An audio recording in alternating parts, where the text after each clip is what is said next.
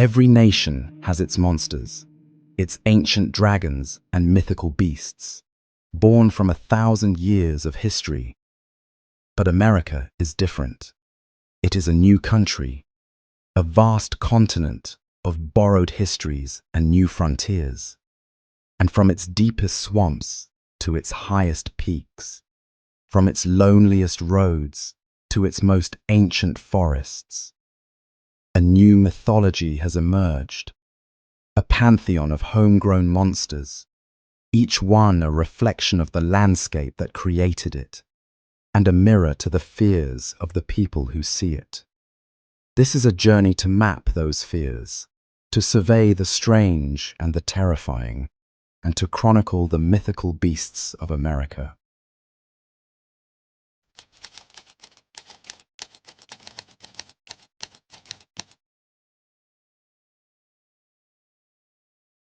The story of the great American apes begins with the archetype, the figure that casts the longest shadow across the continent. It is a creature known by many names, a quintessential wild man that embodies the vast, untamed wilderness. This legend is most deeply rooted in the deep, temperate rainforests of the Pacific Northwest, a landscape of immense scale and profound silence, a fitting home for a giant that lives at the edge of human perception. The modern incarnation of the legend was given its name in 1958. In Bluff Creek, California, a bulldozer operator named Jerry Crew discovered a series of massive, human-like footprints pressed deep into the mud around his worksite. The local press, seeking a sensational headline, dubbed the mysterious creature Bigfoot. The name was simple, evocative, and permanent. It transformed centuries of disparate wild man stories into a singular, modern American phenomenon. The cornerstone of all modern Bigfoot research is the Patterson-Gimlin film. Shot on 16mm film in 1967, again near Bluff Creek, the 1-minute clip shows a large, fur-covered, bipedal female walking across a sandbar. The footage is shaky, grainy, and profoundly controversial. For decades, it has been subjected to intense scrutiny, with proponents claiming its subject's unique gait and anatomy are impossible to fake, while skeptics dismiss it as a clever, but ultimately simple, hoax. The film transcended its status as mere footage to become a defining cultural event, a Rorschach test for one's belief in the unknown. Beyond this iconic film, the evidence for the creature's existence is a vast collection of anecdotal and physical traces. Thousands of eyewitness reports have been logged, describing a consistent pattern of behavior and appearance. Hundreds of plaster casts have been made from massive, 5-toed footprints that exhibit signs of a flexible, non-human foot structure. Audio recordings, most famously the Sierra sounds, have captured complex, primate-like vocalizations that have defied easy explanation. Each piece of evidence exists in a state of tantalizing ambiguity, compelling to believers and inconclusive to scientists. The enduring power of the Bigfoot legend speaks to a deep psychological need within the American psyche. It is a modern myth that keeps the frontier alive. In a world that feels increasingly mapped, measured, and known, Bigfoot represents the possibility that a profound mystery still exists. It is the embodiment of the wild, a living rebuke to the idea that humanity has conquered every corner of the continent. The creature's survival is, in a sense, the survival of the wilderness itself. The shadow of this great ape, however, falls far beyond the temperate rainforests of the Pacific Northwest. The archetype of a massive, hairy hominid has proven to be incredibly adaptable, its legend taking on new forms and new names in the vastly different ecosystems across America. The archetype's first major adaptation moves from the cool, misty mountains of the north to the suffocating primordial humidity of the Florida Everglades. Here, in the labyrinthine swamps and cypress domes, the creature is known as the skunk ape. The name itself is a testament to its most defining and infamous characteristic: an overwhelming, noxious odor, described by witnesses as a sickening combination of rotting garbage, sulfur, and carrion. This powerful stench is often the first and only sign of the creature's presence, a territorial warning that hangs heavy in the humid air. Theorists propose the odor may be the product of a highly active marking gland, a biological tool for claiming territory in the dense, complex environment of the swamp. Others suggest a simpler explanation. The smell is a result of the creature's diet and its constant exposure to the stagnant, anaerobic waters of its habitat.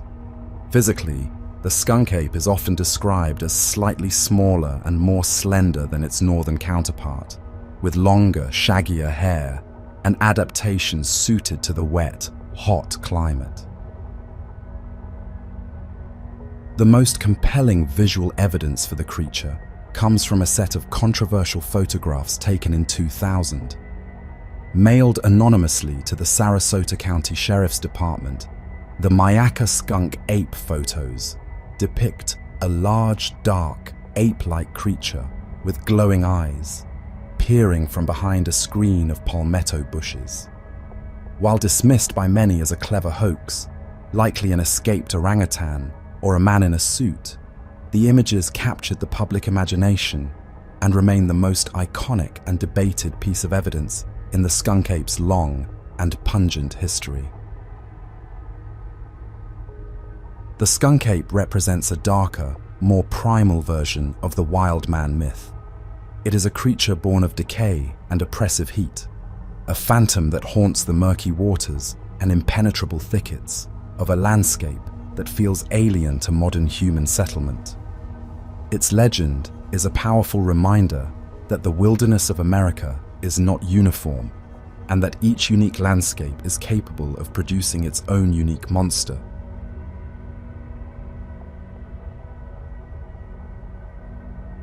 From the primal phantom of the deep swamp, the American ape archetype transitions into a creature of the backyards of rural America. In the small, isolated town of Fouke, Arkansas, the creature is defined by its direct and often terrifying proximity to human life. The Fouke monster, as it came to be known, is a creature of the threshold, a monster that crosses the line between the wilderness and the homestead. Its legend is built not on fleeting glimpses in the deep woods, but on a series of aggressive, close-range encounters that terrorized local families. The pivotal series of events occurred in 1971, centered around the home of Bobby and Elizabeth Ford. The Fords reported being repeatedly harassed by a massive, foul-smelling, ape-like creature that stalked their property at night, peering into their windows and, on one occasion, attacking Bobby Ford, sending him to the hospital. These encounters, filled with the visceral terror of a home invasion, transformed the creature from a local curiosity into a genuine threat. The Fouke monster's fame was cemented in popular culture by the 1972 docudrama, The Legend of Boggy Creek. The film, which used real local residents to reenact their own encounters, was a massive, unexpected success. It bypassed the scientific and analytical lens of the Bigfoot phenomenon and presented the creature through the raw, terrifying language of a horror film. For millions of Americans, the Fouke monster became the definitive movie monster version of the American ape, a creature that was actively hostile and a direct danger to those who crossed its path. This portrayal established a new dimension to the archetype. While Bigfoot was a majestic mystery of the deep wilderness, the Fouke monster was a creature of immediate, tangible fear. It represented the anxiety of the isolated rural resident, a fear that the vast, dark woods surrounding the home were not empty, but were instead the hunting ground for something that saw the family porch light as the edge of its own territory.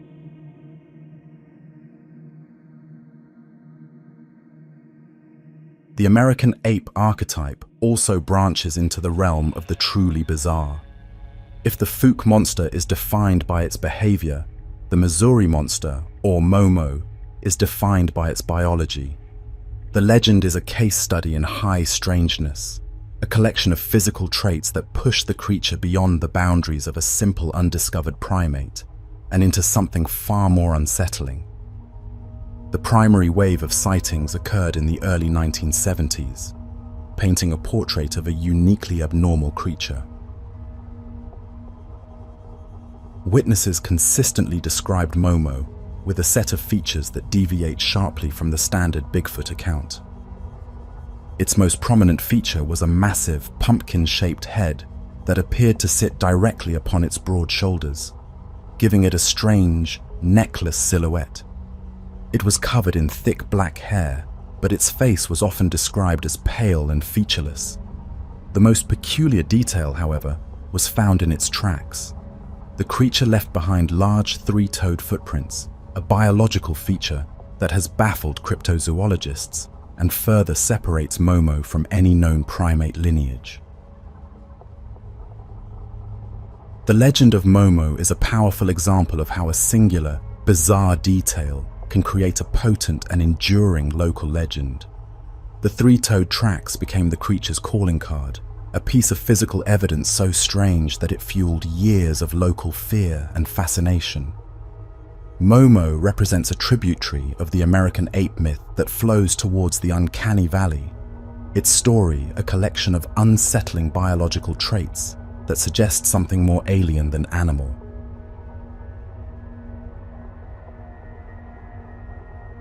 Finally, the American ape archetype comes full circle, its cryptozoological identity merging with a much older and more pervasive folkloric tradition. In the ancient, shadow-filled hollows of Appalachia, the creature is known by a name that carries a different kind of weight, the wood booger. This name is profoundly significant, as it connects the modern phenomenon of a hairy hominid directly to the ancient, deep-seated European and American folklore of the boogeyman, a nebulous figure of terror used to frighten children into obedience. The wood booger is thus a creature of two worlds. It is described in cryptozoological terms, with reports of its size, tracks, and hair consistent with the broader Bigfoot phenomenon. Yet, it is also imbued with a more supernatural and menacing quality.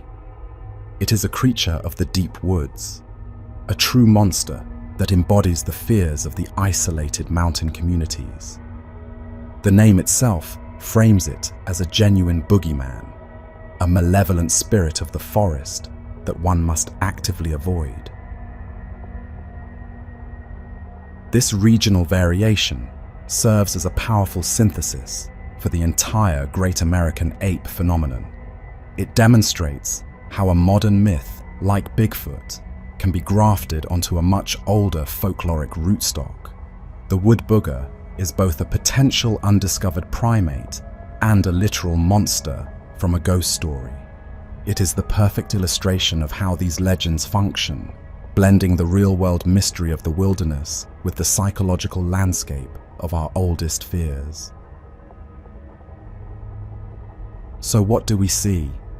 A single, powerful archetype, wearing different masks in different forests, from the majestic, silent giant of the north to the foul-smelling phantom of the swamps, from the aggressive territorial monster of the backwoods to the bizarre biological anomaly of the heartland, and finally, to the supernatural boogeyman of the mountains. It is a profound testament to the adaptability of myth, a single story that has evolved to fill every dark and empty space on the American map.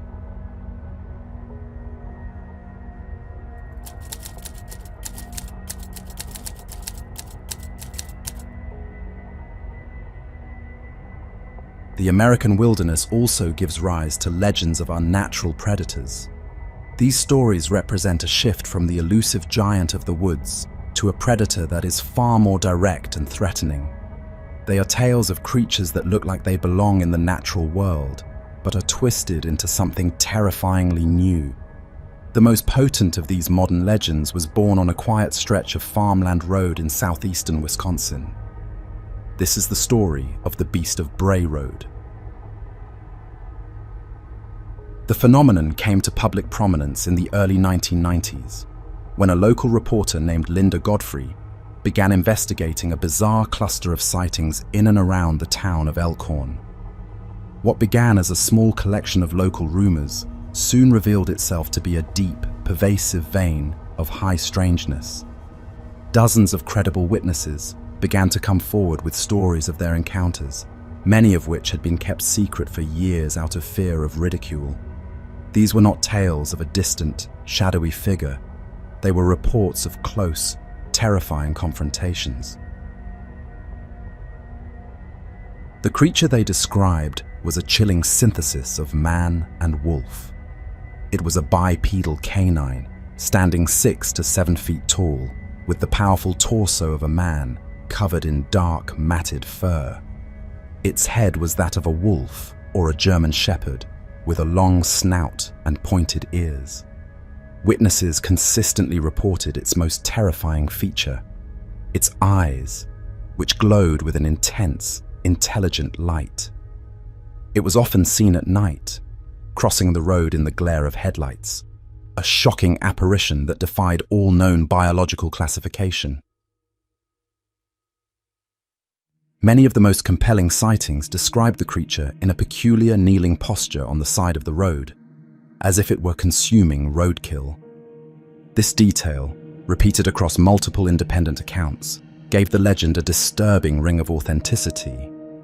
It painted a picture of a real, physical animal, a predator with behaviors and needs, existing just at the edge of the civilized world. This biological realism is what separates the Beast of Bray Road from older, supernatural werewolf folklore. The Beast of Bray Road represents a uniquely American monster. It is a modern iteration of the ancient werewolf archetype, stripped of its supernatural baggage of curses and silver bullets. It is reframed as a cryptozoological mystery, a biological anomaly to be tracked, studied, and explained. The legend functions as a powerful piece of regional folklore, a cautionary tale for a community surrounded by dark woods and lonely roads. It is a story that suggests the predators of the old world have found a new and unsettling home in the heart of the American Midwest.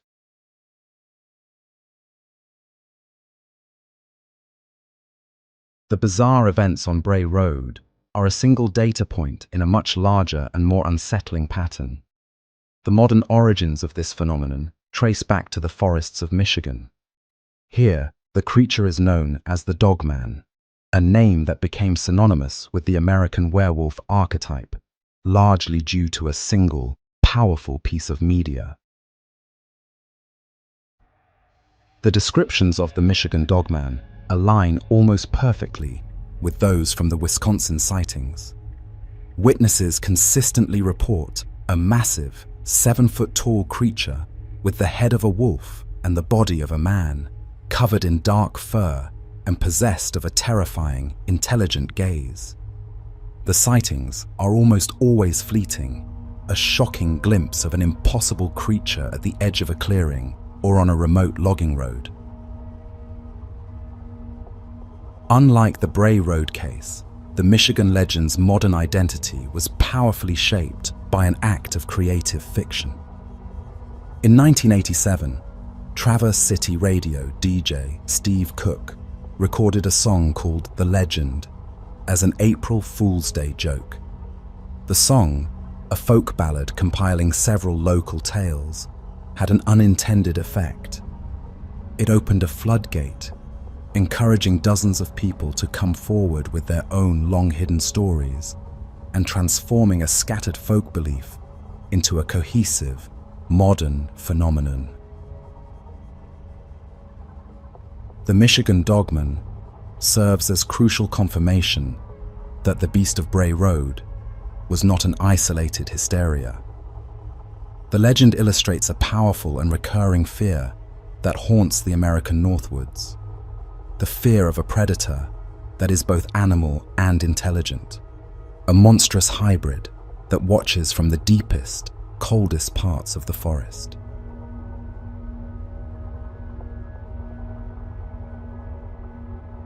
From the shocking roadside encounters of the Midwest, the phenomenon moves into the ancient, isolated hollows of the Ozark Mountains.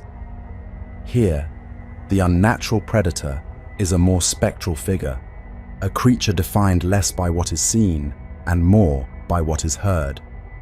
It is a local legend known as the Ozark Howler, a phantom whose identity is woven from a single, terrifying sound. Descriptions of the creature itself are rare, painting a picture of a large, bear-sized beast with shaggy black hair, a pair of thick horns, and piercing, glowing red eyes. The true essence of the howler, however, lies in its voice, a horrifying and unearthly vocalization described as part wolf's howl, part elk's bugle, and part the shrieking laugh of a hyena. This howl is the engine of the legend, a psychological weapon that transforms a dark forest into a place of active, listening menace. The Ozark Howler may be a legend far older than the mountains it inhabits. Its core characteristics, a black beast with red eyes acting as a death omen, are a near-perfect match for the black dog myths of the British Isles, carried to a new continent by settlers. It is a living ghost story, a perfect embodiment of the region's character, ancient, isolated, and wary of outsiders. Its howl, a piece of transplanted folklore, given a new, terrifying American voice.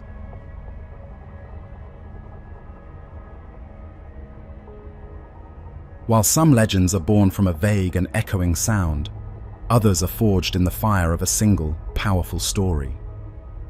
In the Appalachian Mountains, the home of the Cherokee people, there exists a tale of a predator born not from nature, but from a curse. This is the legend of the Wampus Cat, a creature that functions as a powerful cautionary tale about the dangers of jealousy and the violation of sacred traditions. The origin myth is a cornerstone of Cherokee folklore. It tells of a woman named Running Deer who was consumed by jealousy. Her husband was a great hunter, and she suspected he was unfaithful. To discover his secrets, she followed him to a sacred hunting ceremony, a ritual from which women were strictly forbidden. To conceal herself, she donned the hide of a cougar, a powerful and spiritually significant animal, and spied on the men as they invoked the spirits of the hunt.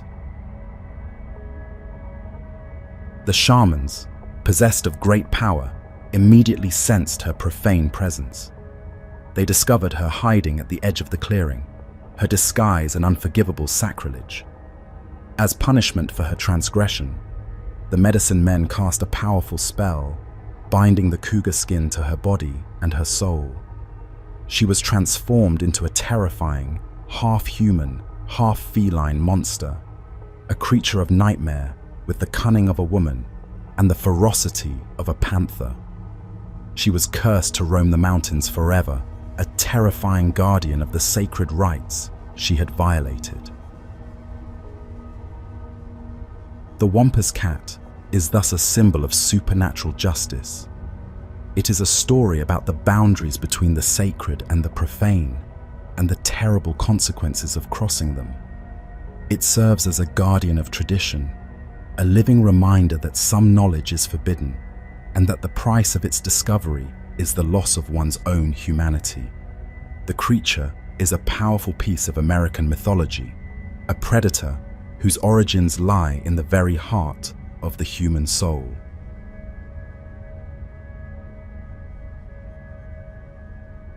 Beyond the realm of pure mythology, some legends occupy a unique and fascinating space where folklore and physical evidence converge.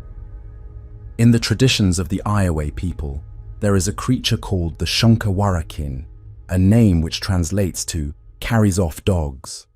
It is a strange, wolf-like beast, known for its terrifying ferocity and its habit of raiding local settlements. This legend, however, is anchored by a bizarre and tangible artifact. Descriptions of the Shunkawarakin in Native American lore paint a picture of a creature that is wolf-like, but distinct. It is said to have a powerful build, unusually high shoulders that slope down to its hindquarters, and a snout and jaw structure more formidable than any known wolf. It was a creature that inspired a specific kind of fear, an animal that seemed to be an unnatural deviation from the known predators of the northern plains. This folkloric account took on a physical dimension in the 1880s. A rancher in Montana's Madison Valley, named Israel Ammon Hutchins, shot and killed a strange, hyena-like beast that had been harassing his livestock. Recognizing its unique nature, Hutchins had the animal preserved and mounted by a taxidermist. This specimen, which he called the ringdocus, was displayed for years at his general store and later at a small museum in Idaho. It was a local marvel, a physical body for a creature of legend. The ringdocus specimen itself is a cryptozoological puzzle. It is a biological anomaly, a creature that has defied easy classification for over a century. For many years, the specimen was lost, its whereabouts unknown, adding to its mystique.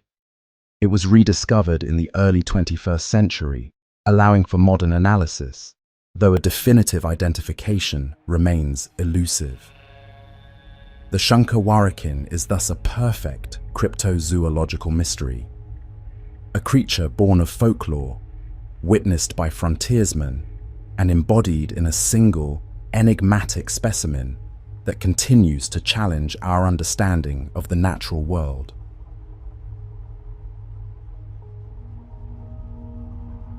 From the dusty plains, the trail of anomalous creatures leads to the heart of the continent's great waterway, the Missouri River.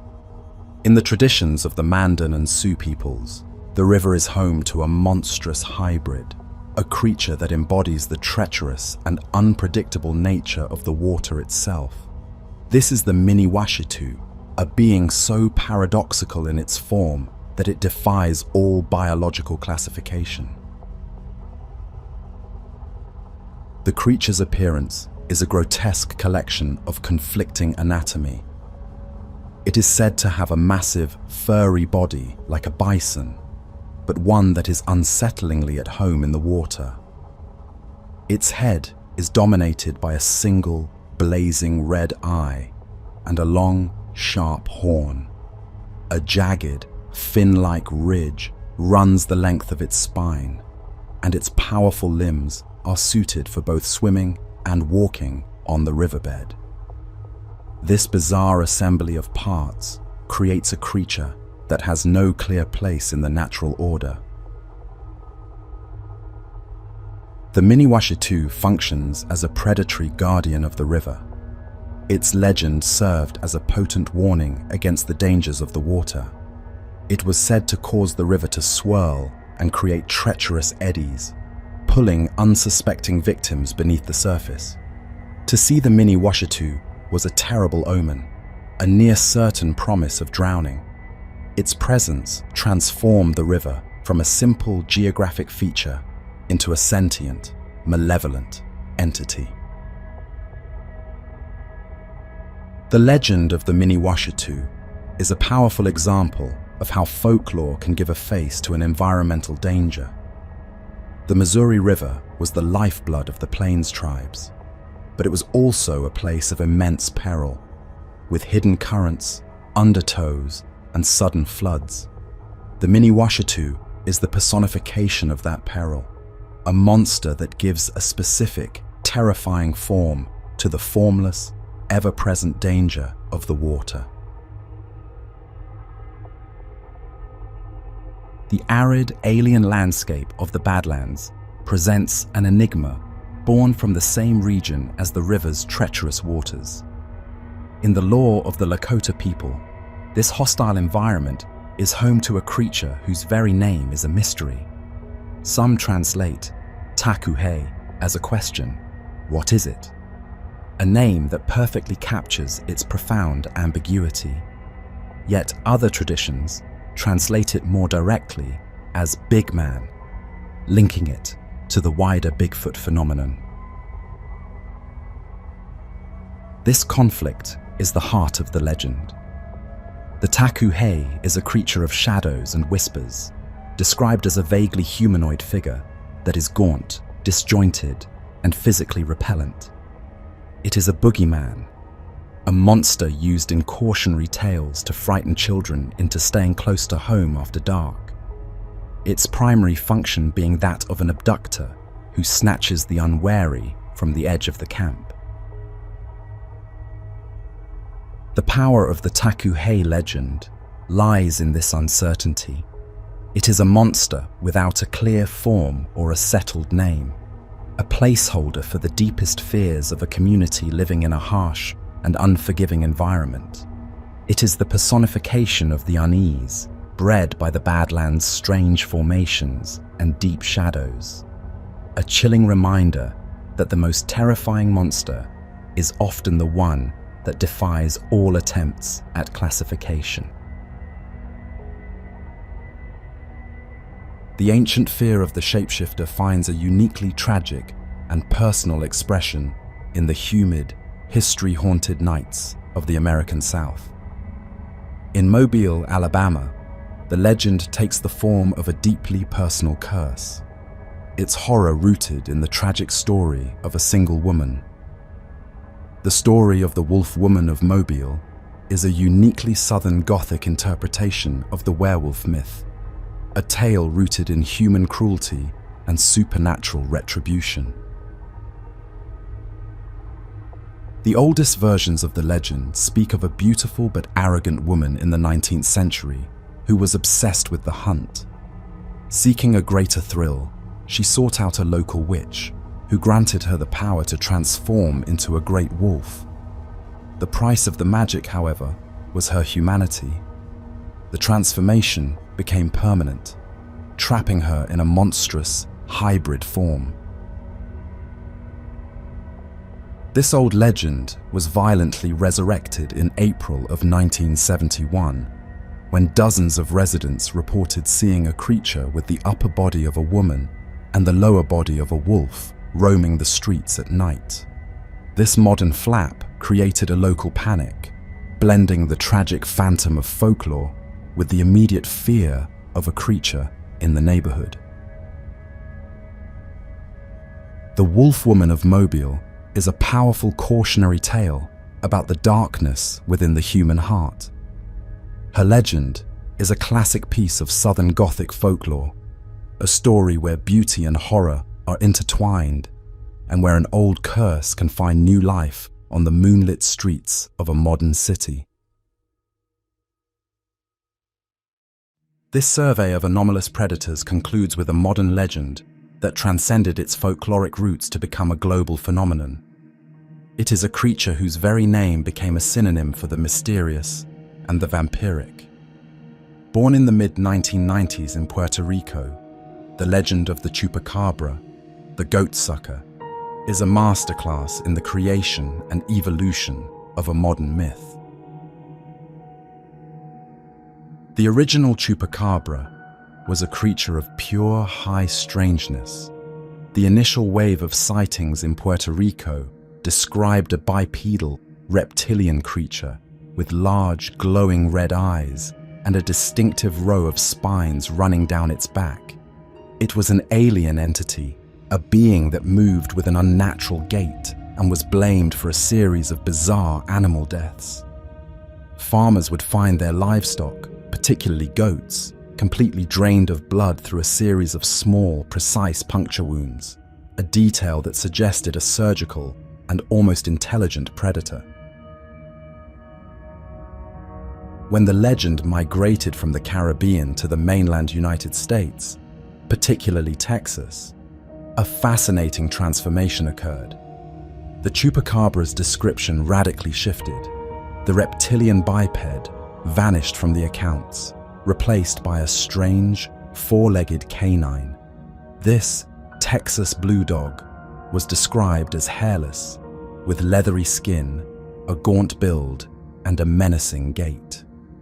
This new image of the chupacabra became inextricably linked to a real-world animal pathology: sarcoptic mange, a parasitic infestation that can cause wild canids like coyotes and foxes to lose their fur and take on a grotesque, monstrous appearance. The chupacabra legend thus split into two distinct entities, bound by a single, potent name. The original Puerto Rican form is a true paranormal myth, an alien or demonic being with no clear biological precedent. The Texan form is a cryptozoological mystery, a legend created by the misidentification of diseased but very real animals. The name chupacabra became a powerful label, a catch-all term for any strange creature or unexplained animal death in the region. This folkloric evolution is a perfect example of how a modern legend is born and adapts in the media age. The chupacabra is a story that reveals the potent connection between eyewitness testimony, media sensationalism, and the very real, often unsettling realities of the natural world. It is a creature that is both a monster of the imagination and a monster of biology, and it serves as a powerful conclusion to our survey of America's unnatural predators.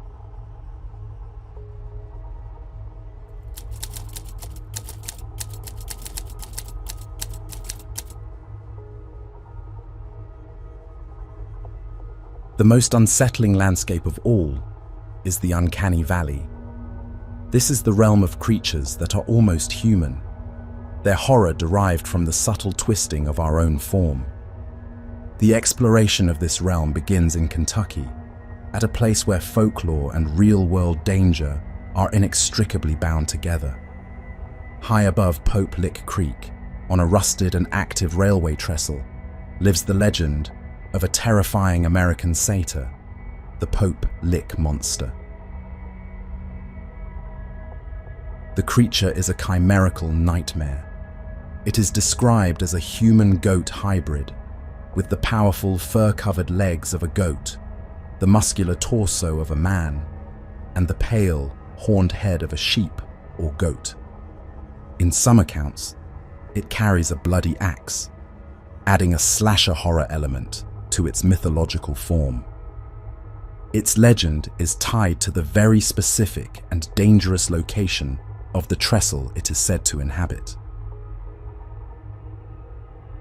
The core of the legend is the monster's method of luring its victims to their doom. It is said to use a hypnotic trance, or the perfect mimicry of a human voice in distress, to draw people out onto the narrow, dangerous trestle. Once they are trapped, high above the ground, the monster reveals itself, leaving the victim with an impossible choice: face the creature, or risk the fall or the sudden arrival of an oncoming train. The Pope Lick monster legend functions as a uniquely hazardous piece of American folklore. The trestle is a real, active railway bridge, and the allure of the legend has tragically led to numerous accidents and deaths over the years as people have attempted to cross it. The monster is a powerful cautionary tale, a dark and demonic troll under the bridge that has become a genuine public safety concern. It is a chilling example of a story that has transcended its folkloric origins to claim real victims. The demonic, goat-like hybrid is a recurring phantom in American folklore. From Kentucky, the archetype moves to the back roads of Maryland, where it takes on a more brutal and direct form. The legend of the Maryland Goatman is a classic piece of American urban legend, a tale of an axe-wielding monster that became a regional terror in the 1970s. The most popular origin story for the Goatman grounds it in the modern anxiety of scientific hubris. The tale claims the creature was once a scientist working at the Beltsville Agricultural Research Center. An experiment involving goats went horribly wrong, transforming the man into a rage-filled, bestial hybrid that escaped into the surrounding woods. This scientific origin story separates it from the more supernatural Pope Lick monster, framing it as a tragic product of human error. The Goatman's legend is defined by its violence. It is said to haunt the local lovers' lanes and remote roads, attacking cars with its axe and terrorizing teenagers. The story reached a fever pitch in 1971, causing a genuine panic in the community. The legend became intertwined with the real-world discovery of dead and mutilated pets, most famously a dog named Ginger. The fear became so palpable that local law enforcement had to actively investigate the reports. The Maryland Goatman is a perfect case study in the creation of a modern urban legend.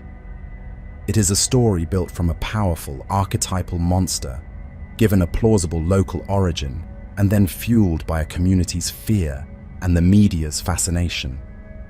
It represents a potent American anxiety, the fear that a monstrous, violent secret is hiding just beyond the streetlights, in the dark woods at the edge of suburbia.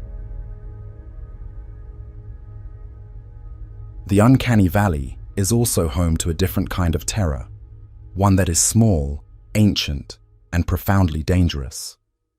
The archetype finds a different expression in the forests of New England, the homeland of the Wampanoag people.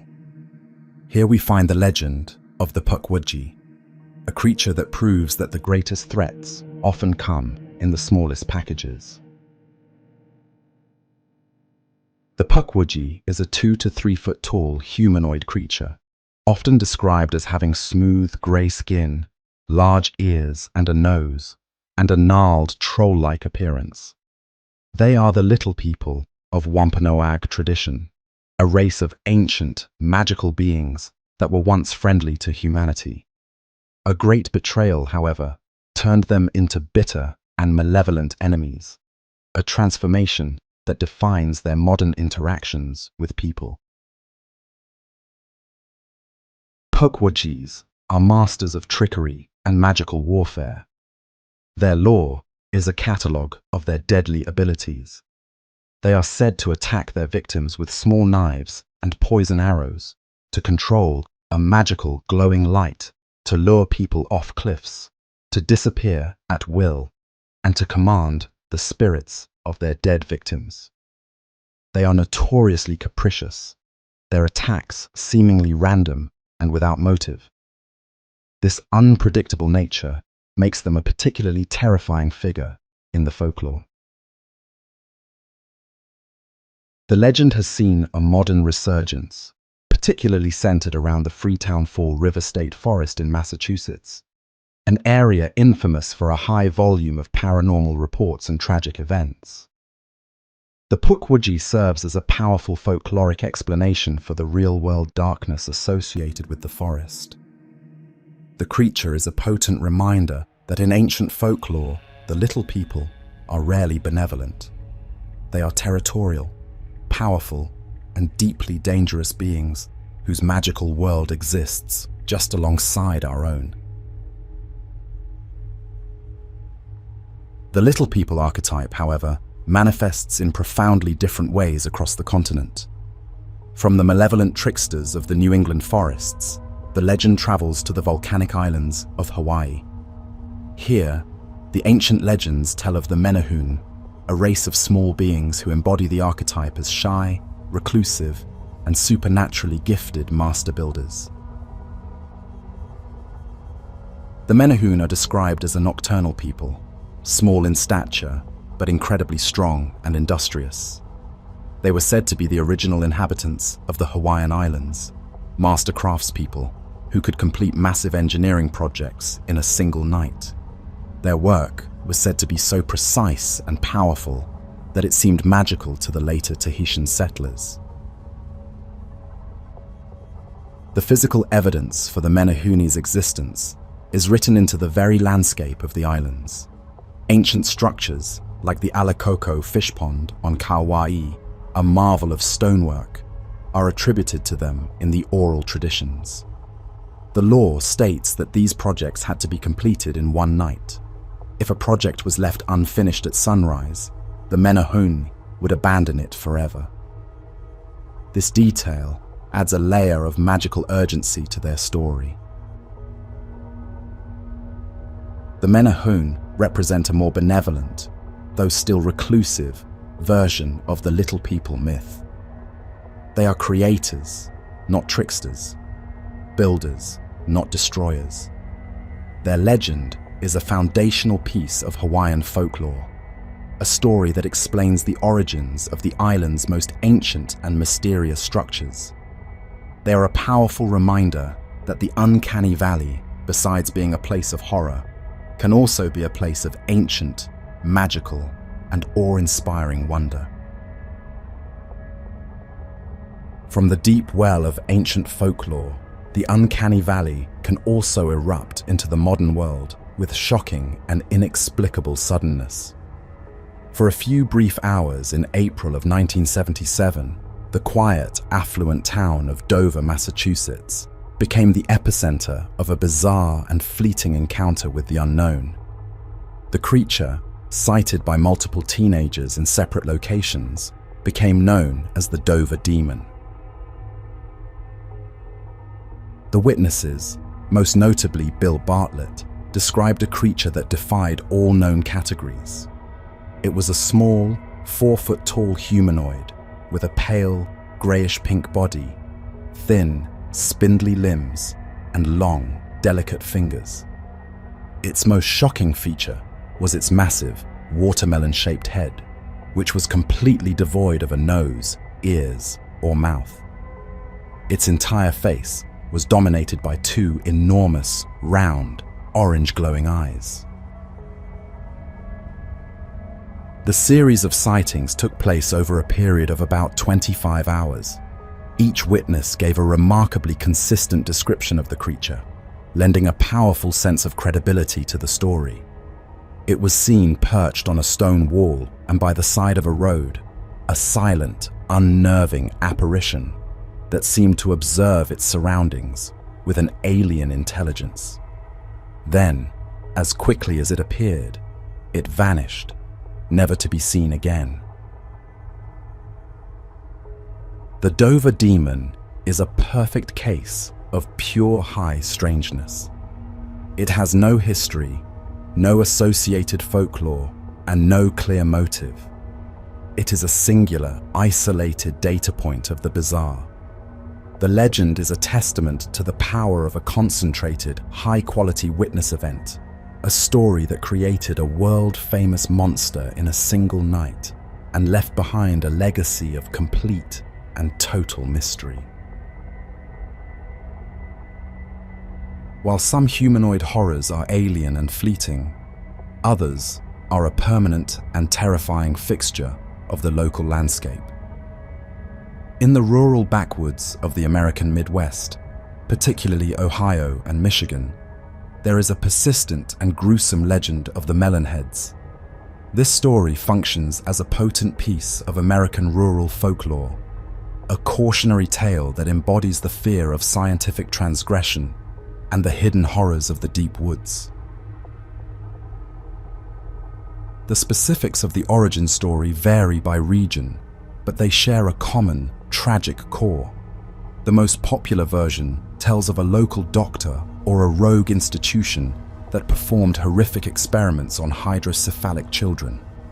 These children, left with massive swollen heads, eventually escaped or were released into the wilderness. They formed a feral, inbred community, deeply hostile to the outside world that had created and abandoned them.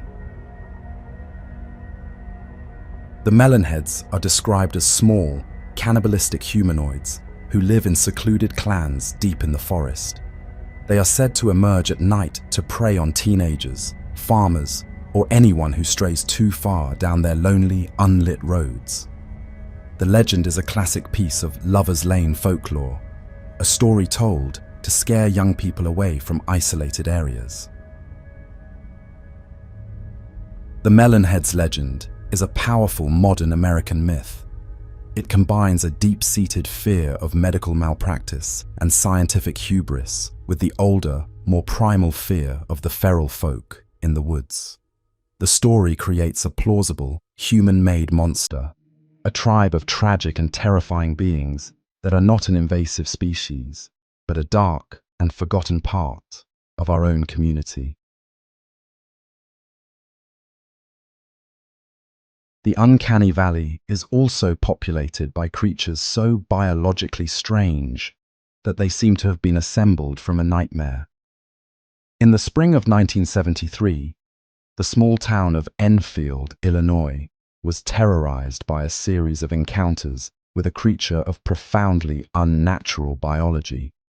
The legend of the Enfield Horror is a classic cryptozoological flap, a short, intense period of sightings that left a legacy of bizarre and unanswered questions. The primary encounter occurred at the home of Henry McDaniel. McDaniel was awoken by the sound of his dogs frantically scratching at his front door. When he opened it, he was confronted by a horrifying apparition. He described a grayish, 4.5-foot tall creature with 2 small clawed arms, large pinkish-red eyes, and, most bizarrely, 3 legs. He fired his pistol at it, claiming the shot sounded like it hit a metal bucket, and the creature hissed at him before bounding away in a series of incredible 25-foot leaps. McDaniel's report was corroborated by other witnesses, including a group of searchers led by the local news director and even a police officer. The consistency of the descriptions, particularly the detail of the 3 legs and the strange hopping gait, lent a powerful sense of credibility to the story. The Enfield Horror was a creature defined by this bizarre method of locomotion, an impossible biological detail that made the story unforgettable. The creature terrorized the small town for a few weeks, and then, like the Dover demon, it vanished, leaving behind only a handful of strange tracks and a truly bizarre local legend. The terror in Enfield was a brief, bizarre flash of high strangeness. This pattern contrasts sharply with cases where a creature's arrival becomes a prolonged and violent siege that grips an entire community in fear. The phenomenon ignited on a hot July night. A 17-year-old local named Christopher Davis was driving home when a flat tire forced him to stop on a road bordering the Scape Ore swamp. As he was finishing the repair, he saw a massive, dark figure charging towards him from the tree line. He leapt into his car as the creature, a 7-foot-tall, bipedal reptile with glowing red eyes, jumped onto his roof. Davis accelerated away, swerving wildly to throw the creature off, catching horrifying glimpses of its 3-fingered hands and immense strength as it clung to his vehicle. Davis's terrifying account opened a floodgate. The local sheriff's office was inundated with other reports of a similar creature. The story became a national media sensation. Investigators discovered strange, 3-toed footprints and unusual scratch marks on other vehicles in the area. The town of Bishopville became the epicenter of a modern monster hunt, a community gripped by a genuine fear of the creature that had emerged from the swamp. The Lizard Man of Scape, or Swamp, is a perfect modern monster legend. It is a creature defined by its violence and its proximity to human territory. It functions as a classic swamp thing, a physical manifestation of the deep, primal dangers that lurk within the dark, inaccessible parts of the southern landscape. The legend is a powerful example of how a single, terrifying encounter can ignite a community's imagination and briefly turn a quiet swamp into the most frightening place on Earth. The uncanny valley's final expression moves beyond the biological and into the territory of the truly paranormal. The resulting entity is an intelligent, non-human being that masquerades as a man. In the charged atmosphere of Point Pleasant, West Virginia, during the height of the Mothman sightings, there emerged the legend of a terrifying visitor known as the Grinning Man. The primary encounter was reported in 1966 by a man named Woodrow Derenberger. While driving home, his car was blocked by a strange, futuristic vehicle. A man emerged and approached his car. The man, who later identified himself as Indrid Cold, was described as tall and tan, with dark hair and a wide, unnatural grin. The most terrifying aspect of the encounter was the communication. Indrid Cold spoke to Derenberger telepathically, his mouth never moving, a detail that pushed the event into the realm of the paranormal. The figure of the Grinning Man became a recurring character in the strange and tragic events surrounding Point Pleasant. He was seen by other witnesses, always with the same unsettling, permanent smile and dark, unblinking eyes. He was interpreted as a harbinger, an entity connected to the Mothman phenomenon and the subsequent, tragic collapse of the Silver Bridge. The Grinning Man legend transcends a simple cryptid sighting. It represents a direct and terrifying encounter with a non-human intelligence, an entity with a foreboding purpose that remains a complete mystery. The Grinning Man is the ultimate resident of the uncanny valley, a creature that wears a human face, but whose impossibly wide smile reveals the terrifying alien reality hiding just beneath the surface. From the realm of the paranormal, the American humanoid horror now returns to a more visceral and grounded form. The quintessential American urban legend is a modern campfire tale that blurs the line between a real-world madman and a supernatural phantom. In the woods of Fairfax County, Virginia, there is a place known as the Bunnyman Bridge, the heart of a legend that has terrified teenagers for generations. The origin story is a classic of the genre. It tells of an asylum for the criminally insane that was shut down in the early 20th century. During the transfer of inmates, one transport bus crashed, and a dangerous patient escaped into the woods. For months, the local woods were littered with the half-eaten carcasses of rabbits. The escaped man, it seemed, had found a new obsession. The legend coalesced in the 1970s into a classic Lover's Lane horror story. Teenagers who parked under the dark railway bridge would report seeing a figure in a dirty bunny costume emerge from the woods, often carrying an axe. In the most famous telling, the figure would chase the car, sometimes throwing his axe into the back of the vehicle as it sped away.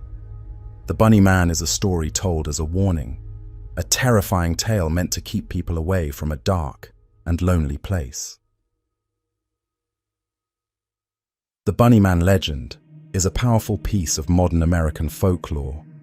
It captures the fear of random, senseless violence and gives it a surreal, unforgettable face.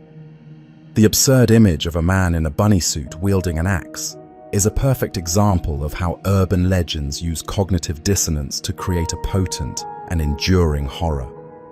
The Bunny Man is the personification of the idea that the most terrifying monsters are often the ones that are entirely human. In contrast to the generic backwoods of modern urban legend, stands a creature inextricably bound to the history and fate of a single American city. For over 300 years, the city of Detroit has been haunted by a malevolent prophet of disaster, a small, red demon whose appearance is a certain omen of doom. It is the Nain Rouge, the Red Dwarf, the city's official harbinger. The legend dates back to the very founding of Detroit in 1701. The city's founder, Antoine de la Mothe Cadillac, was supposedly confronted by the small, red-faced demon. When Cadillac struck the creature with his cane in defiance, the Nain Rouge placed a curse upon him and his new city. Cadillac would later lose his fortune and die in obscurity, the first of the Red Dwarf's many victims. Throughout Detroit's history, sightings of the Nain Rouge have been directly linked to the city's most catastrophic events. The creature was reportedly seen just before the Battle of Bloody Run in 1763, a devastating defeat for the British. It was seen scampering through the streets just before the Great Fire of 1805 consumed the entire city. It appeared again before the 12th Street riot in 1967 and during the massive blizzard of 1976.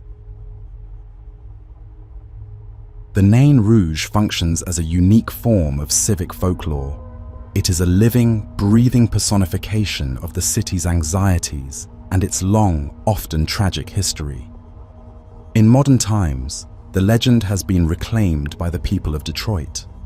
An annual parade is held where residents dress in costume to ceremonially chase the Nain Rouge out of the city, a defiant and celebratory act of catharsis.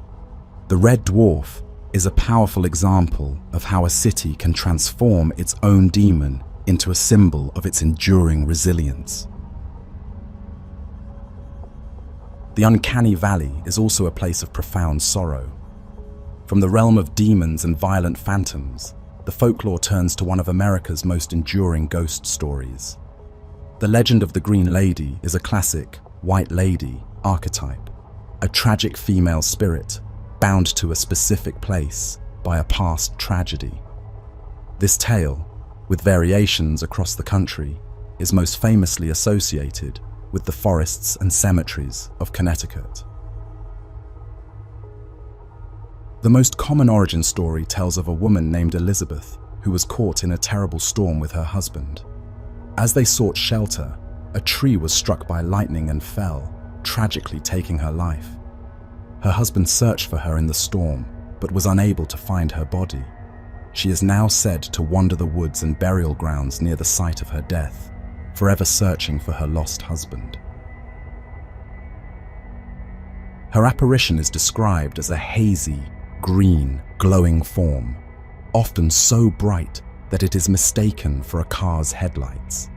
She is a gentle and sorrowful spirit. The legend says that if you get lost in the woods, she haunts. The Green Lady will appear and guide you safely out. This makes her a rare figure in American folklore, a benevolent and protective ghost, her tragedy channeled into an act of compassion for others. The Green Lady legend is a powerful piece of American ghost lore. It is a story rooted in a deep sense of empathy and historical sadness. Her glowing, ethereal form is a symbol of loss and eternal searching. She represents the idea that the veil between worlds is thin, and that some spirits remain behind, not to haunt, but to help, forever defined by the love they have lost. This block of legends contains one of the most fundamental figures in all of folklore, the boogeyman. In the small town of Abbeville, Alabama, there is a legend specifically designed to keep children from wandering the streets after dark. It is the story of Huggin' Molly, a figure who functions as a classic folkloric tool for enforcing good behavior. The legend describes a massive, 7-foot-tall woman dressed entirely in black, her face always concealed by the wide brim of her hat. She is said to appear only after dark, searching the streets for children who are out past their curfew. When she finds a child alone, she chases them down, wraps them in her long arms in a terrifyingly tight hug, and screams into their ear. The core of the legend is its strange and specific form of punishment. Huggin' Molly never actually harms the children she catches. The hug is a terrifying act of capture, but it leaves no physical mark. The scream is her true weapon, a terrifying auditory assault that serves as a powerful deterrent. After the ordeal, she lets the child go, and they run home, forever marked by the memory of the encounter.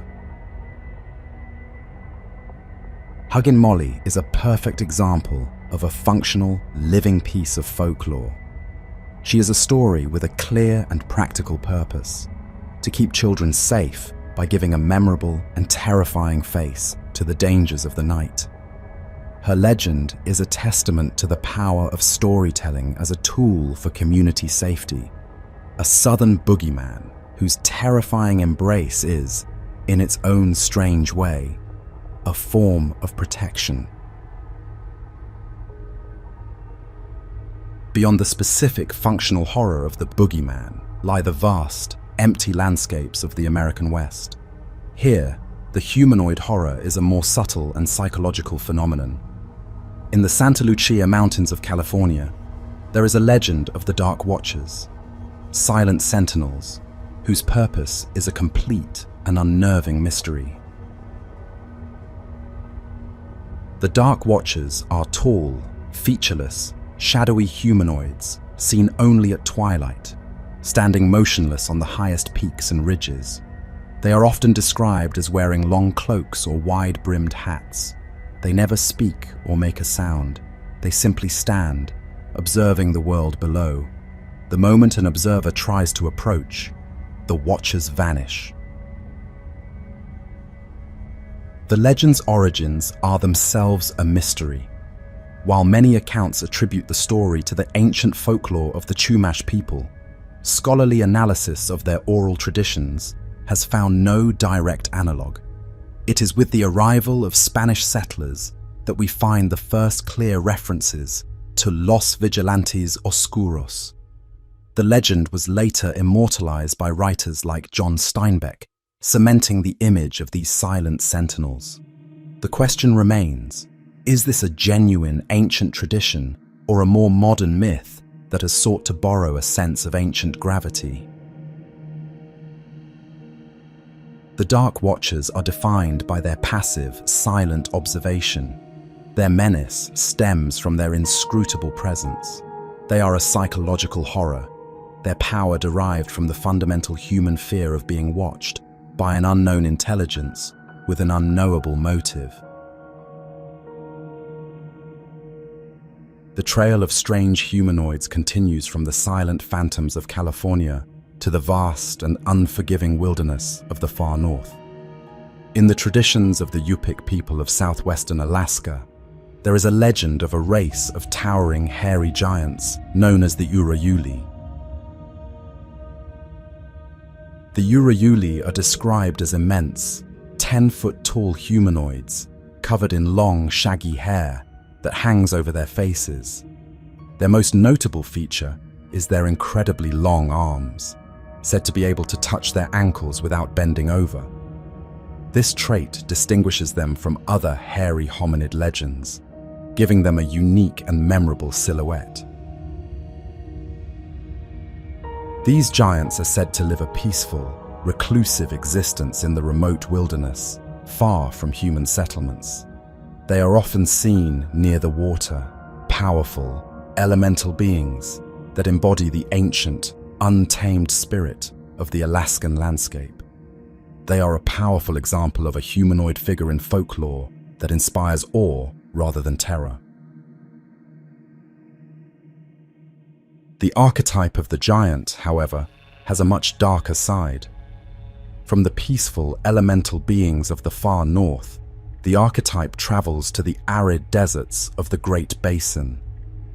In the traditions of the Shoshone people, there is a legend of a race of giants that were the polar opposite of the gentle Urayuli. These are the Zoovits, malevolent, cannibalistic ogres that once terrorized the land.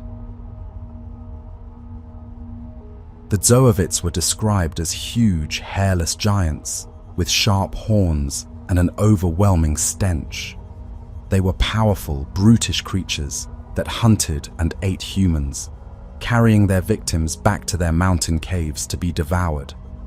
They are the classic ogres of folklore, figures of immense physical power and pure, malevolent intent.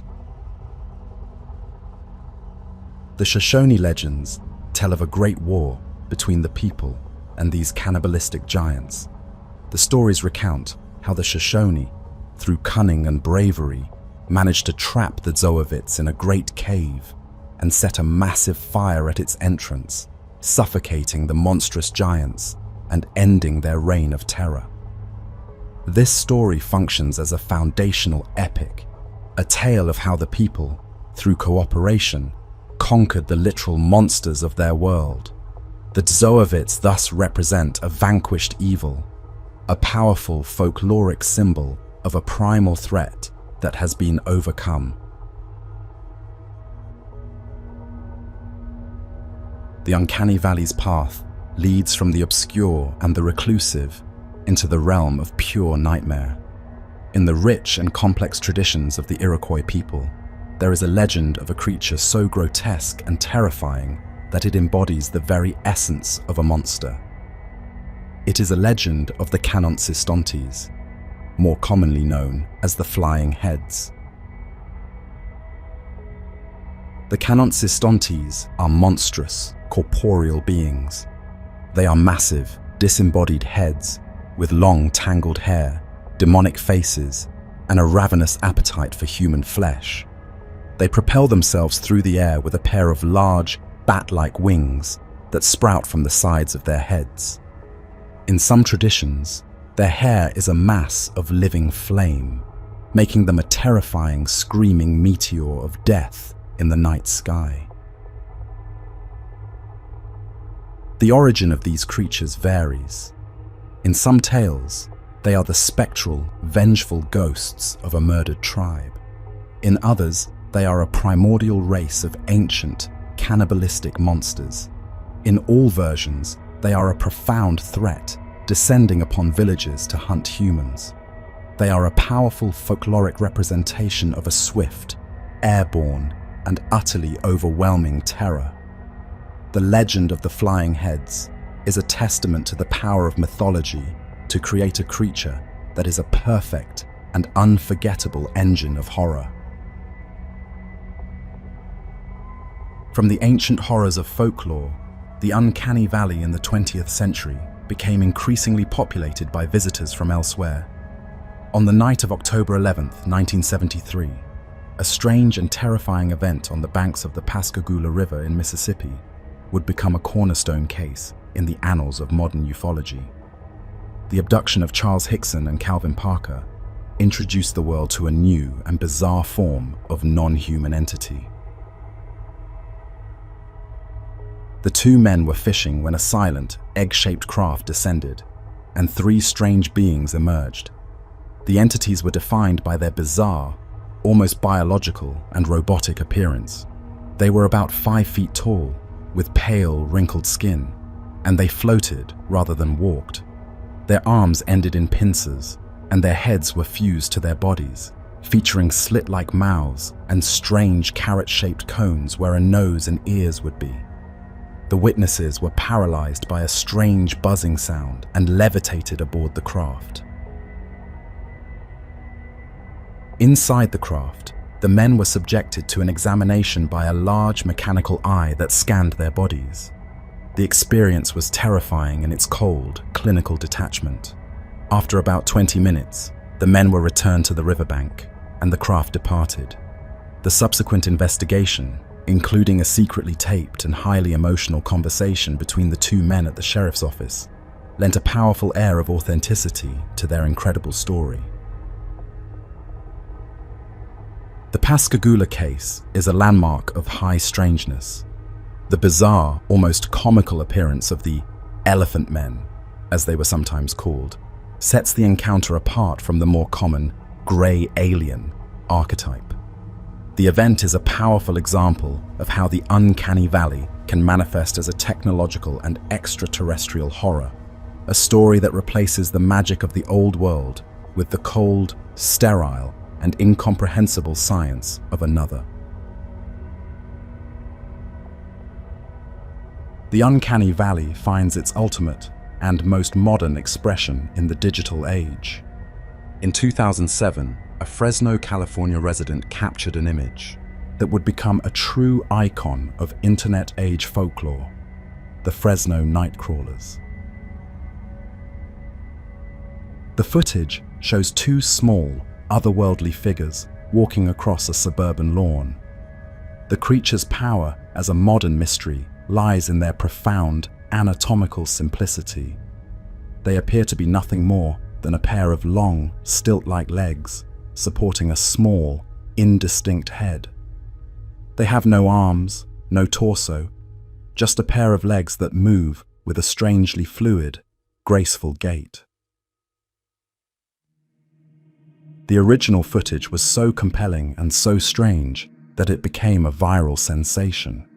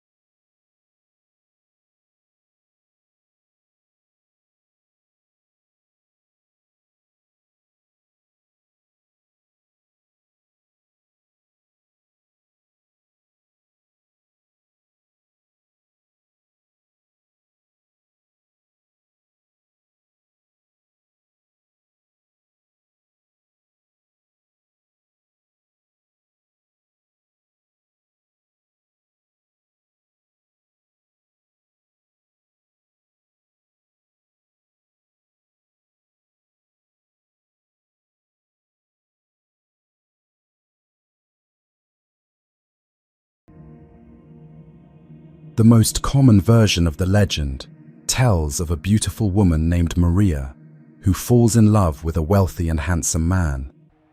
They have 2 children, and for a time, they are happy. But the man's passion fades, and he eventually leaves Maria for a woman of higher station. Consumed by a storm of grief and vengeful rage, Maria takes her own children to the river and drowns them. The moment the act is done, her sanity returns, and the full, crushing weight of her crime descends upon her. She is found dead on the riverbank days later, having wasted away from grief. Her punishment, however, had just begun. When her spirit arrived at the gates of the afterlife, she was barred from entry. She was asked where her children were, and when she could not answer, she was damned to wander the earth in search of them for all eternity. She is now the ghostly weeping woman, a tall, slender spirit in a white gown, who walks the banks of rivers and canals.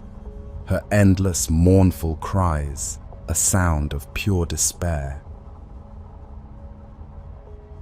La Llorona functions as one of the most potent cautionary tales in Hispanic folklore. Her tragic story serves as a direct warning to children to obey their parents and avoid the dangers of the water after dark, for it is said that La Llorona, in her madness, will sometimes mistake a living child for one of her own and pull them into a watery grave. She is a spirit born of a mother's love, twisted by betrayal into a figure of eternal, sorrowful menace. The wail of a female spirit can also serve a different, more prophetic purpose. The legend of the Banshee represents an ancient archetype transplanted to one of America's most desolate landscapes. In the vast, windswept wilderness of the South Dakota Badlands, there are stories of the Banshee, a terrifying harbinger of death. The Banshee of the Badlands represents an American adaptation of the classic Irish harbinger.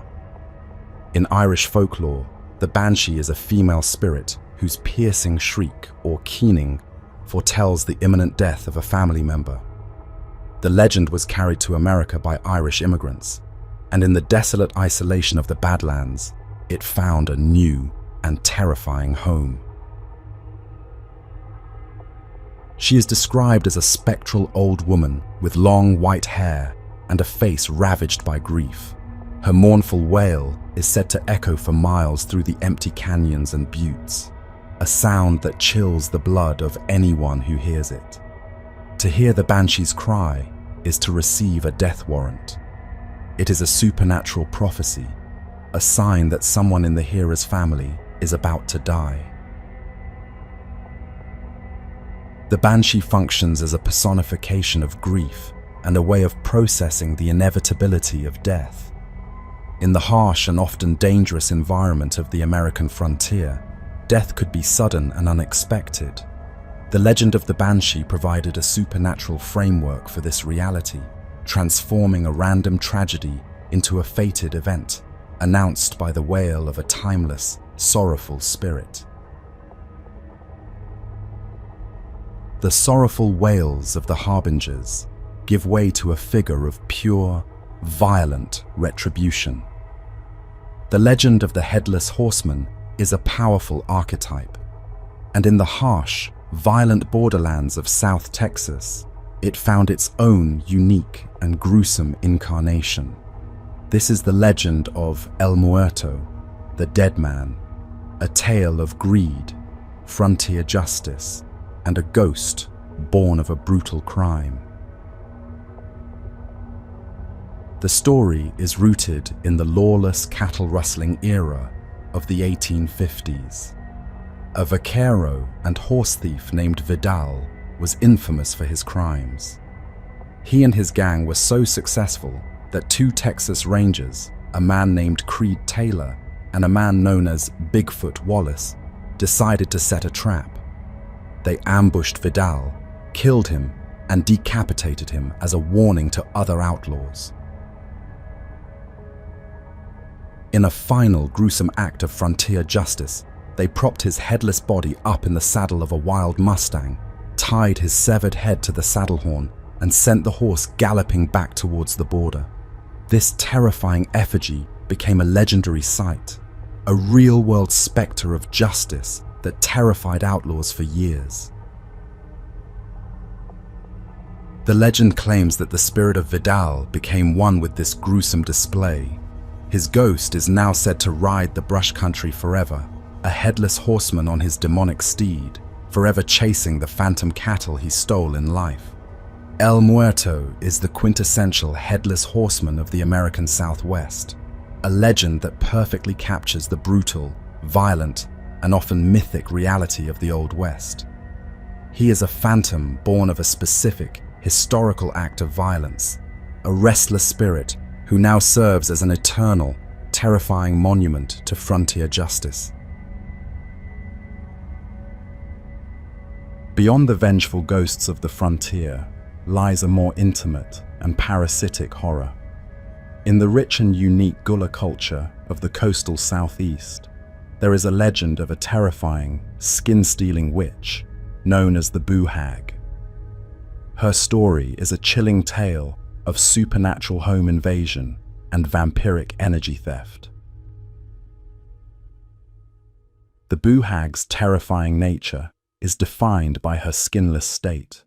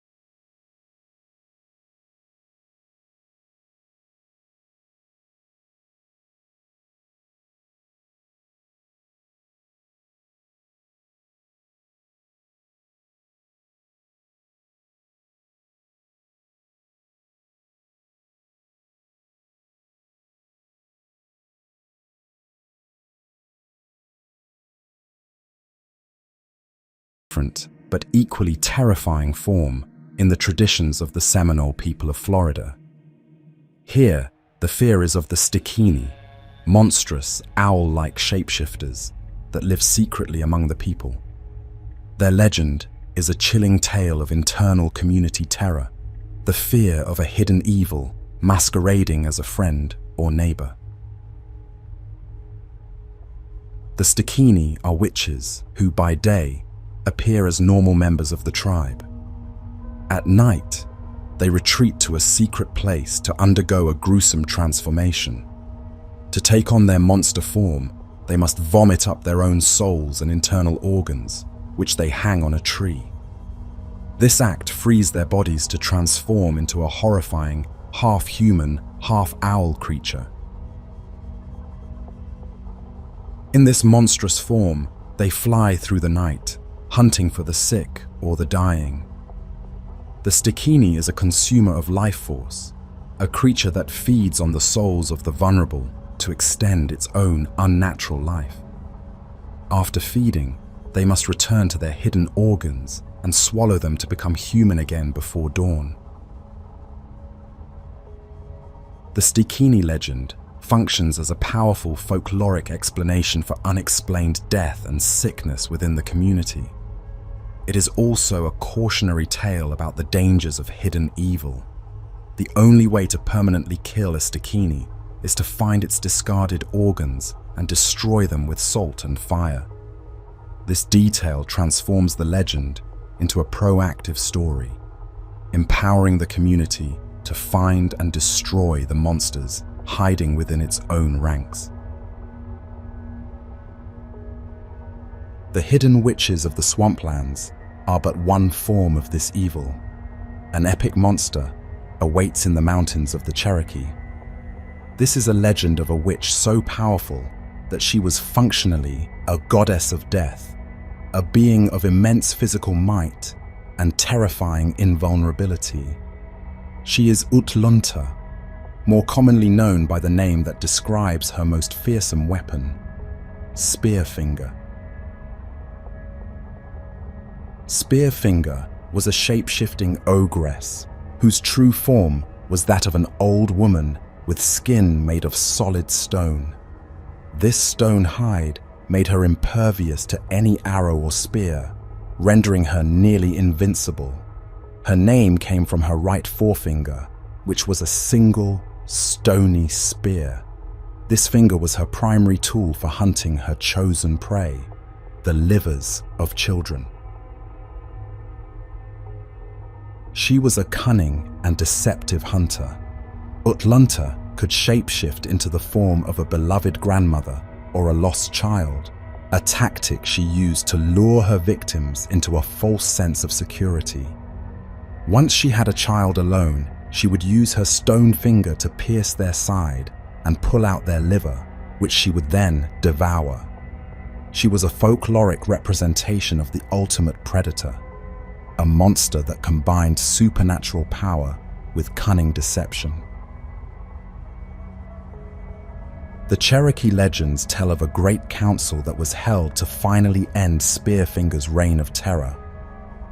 The warriors dug a great pitfall trap and lured her into it. Even then, their arrows and spears bounced harmlessly off her stone skin. The creature's reign of terror only ended when a small chickadee, a bird that knows all the secrets of the woods, flew down and landed on her stone hand, revealing to the warriors the one place where her heart was hidden. The Spearfinger is a true epic monster, a figure whose story functions as a foundational myth, a tale of how the community, with help from the natural world, can defeat even the most invincible of evils. The survey of the vampiric and the predatory now reaches its final, most chilling form, moving from the world of pure folklore into the world of documented history.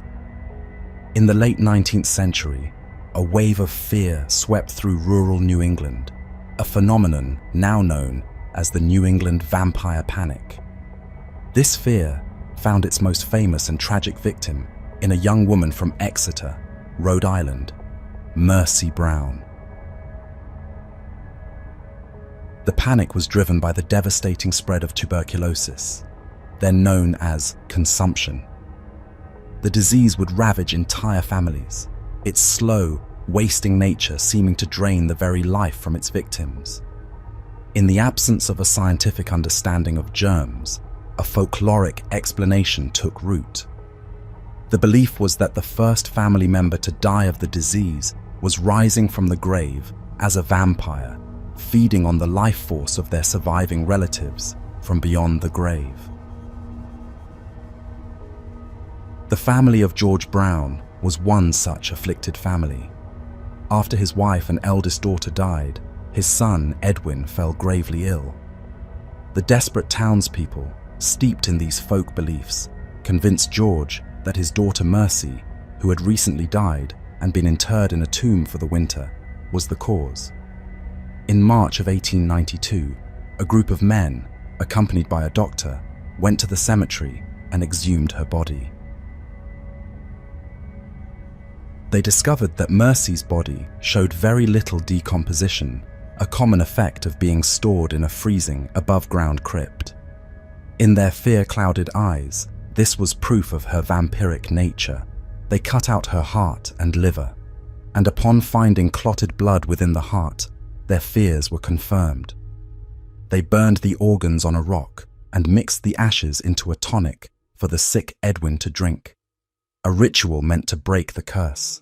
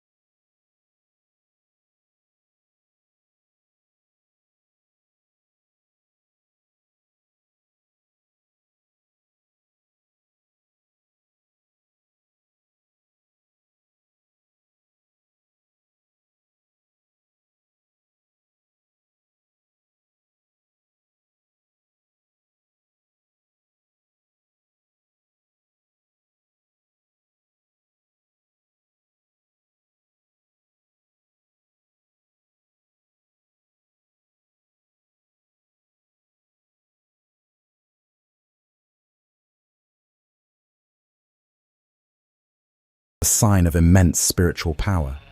In others, it is a more dangerous figure, a monstrous bird capable of carrying off a whale in its talons, or, in some tales, a human child.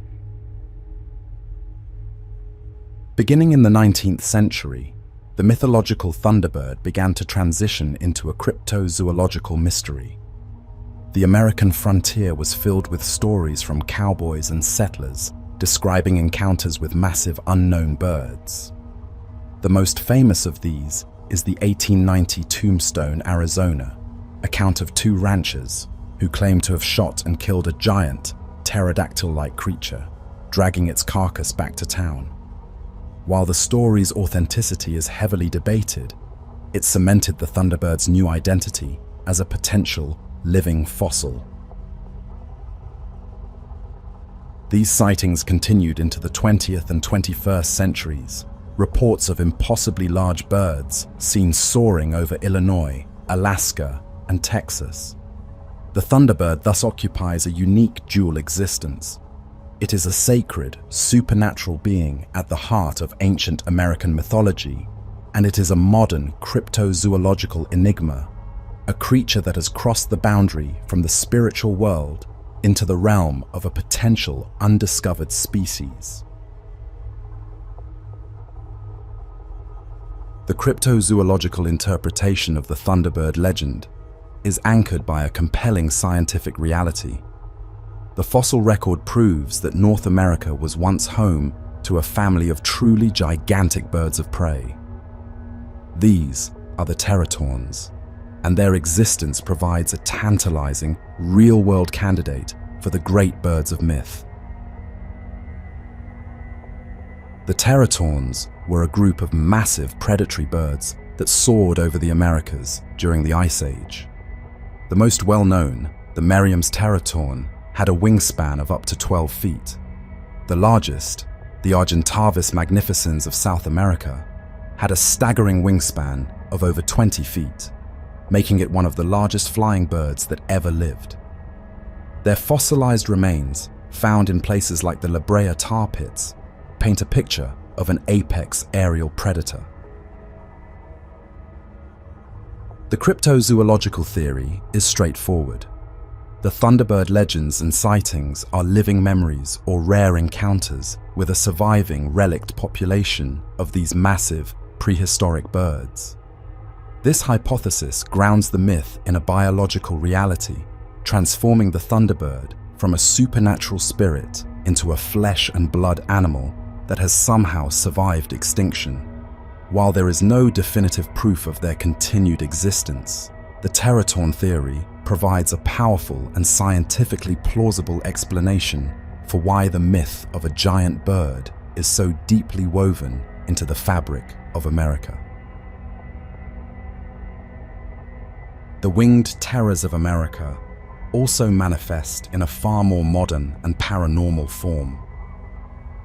For 13 months, from late 1966 to late 1967, the small town of Point Pleasant, West Virginia, was at the center of a storm of high strangeness. The anchor of this storm was a winged, humanoid entity that became known to the world as the Mothman. The phenomenon began on November 15th, 1966. Two young couples were driving through a remote, abandoned industrial area known locally as the TNT area. Their car's headlights illuminated a terrifying figure. It was a gray, man-like creature, 7 feet tall, with a massive 10-foot wingspan.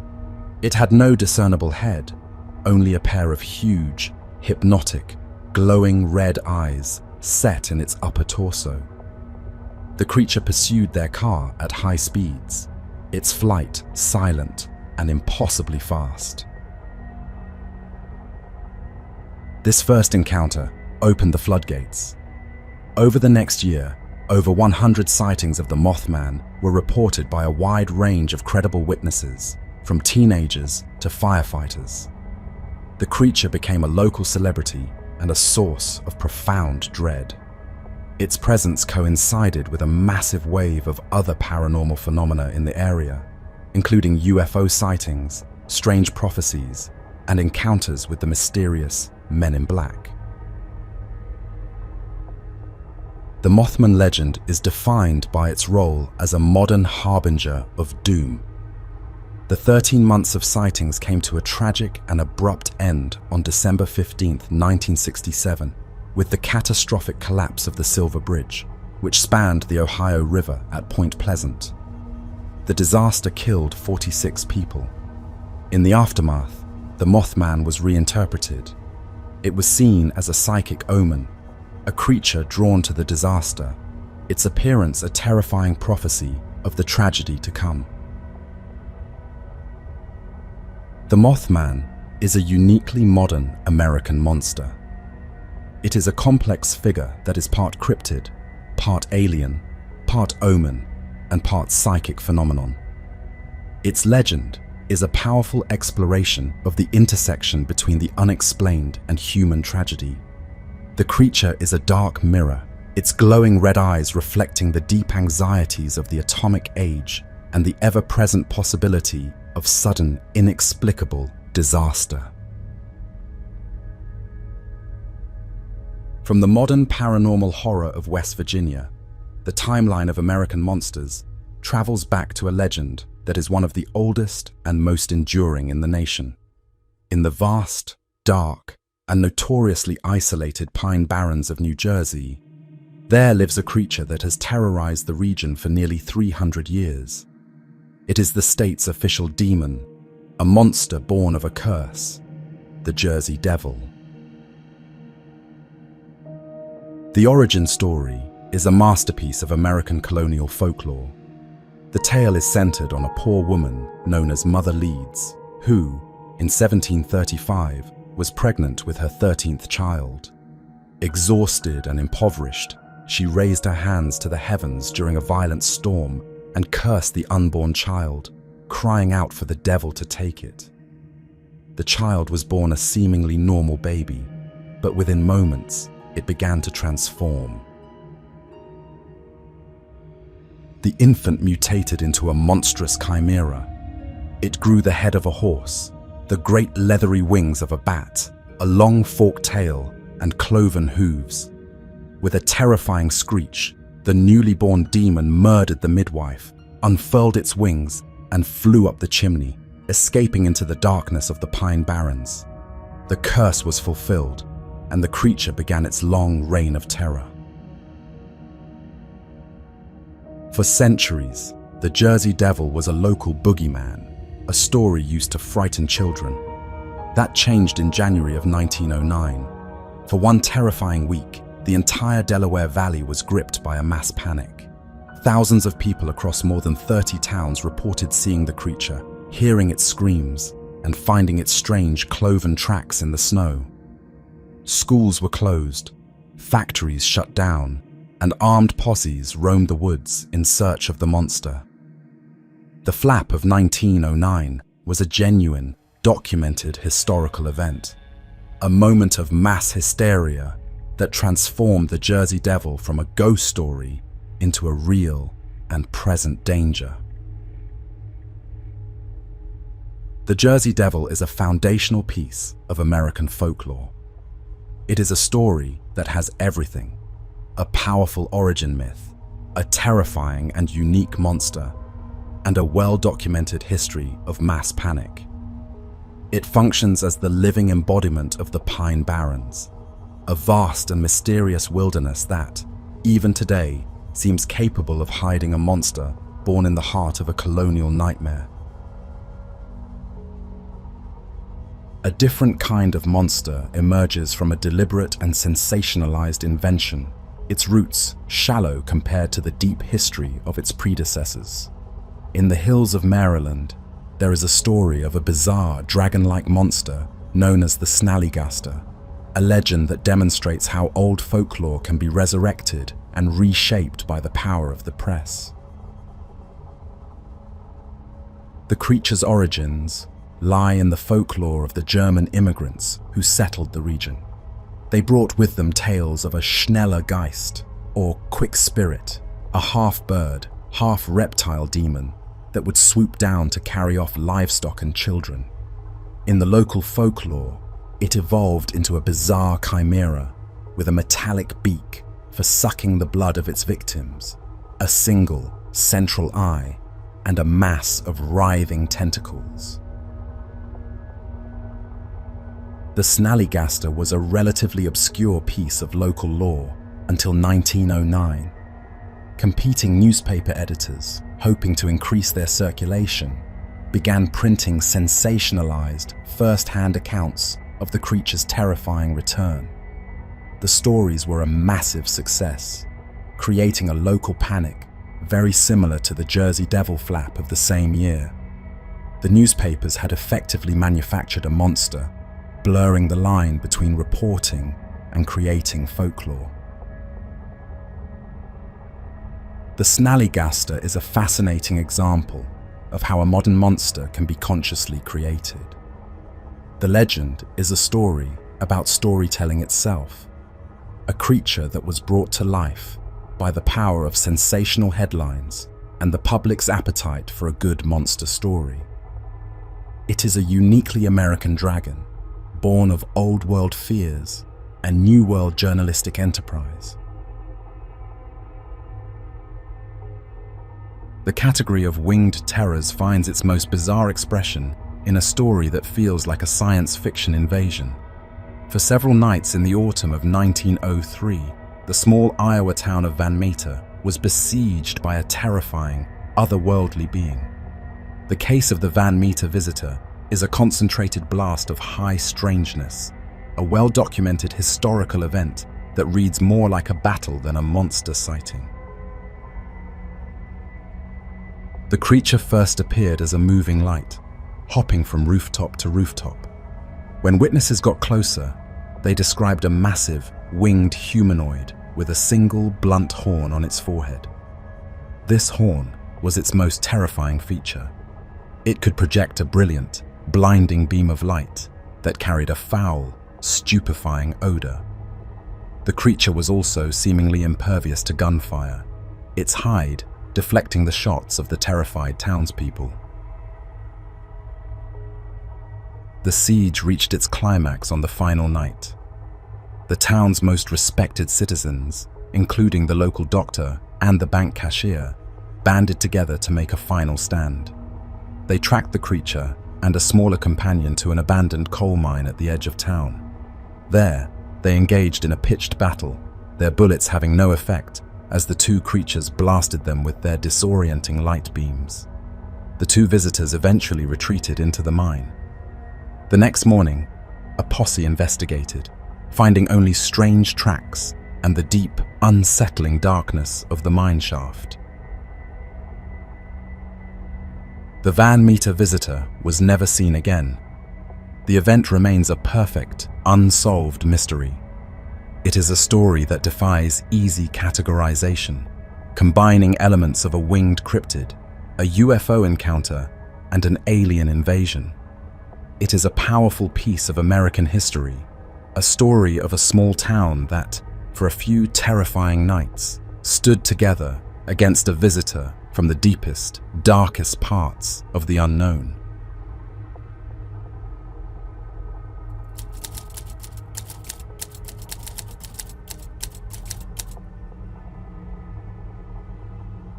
The tone now shifts from genuine terror to the wild, weird, and often hilarious world of the American tall tale. This is the domain of the fearsome critters, beasts born not from fear, but from the boundless and playful imaginations of lumberjacks, frontiersmen, and pranksters. The undisputed king of this tradition is the official monster of Rhinelander, Wisconsin, the hodag. The hodag's legend is a celebrated piece of American folklore, a creature that began as a deliberate and masterfully executed hoax. The story was invented in 1893 by a well-known local prankster and timber cruiser named Eugene Shepard. Shepard claimed to have hunted and killed a bizarre creature in the Northwoods. He described it as the fiercest, strangest, most frightening monster on Earth, with the head of a frog, the back of a dinosaur, short legs with huge claws, and a spear-tipped tail. Shepard's story became a local sensation. He later captured a live specimen and displayed it at the first Oneida County Fair.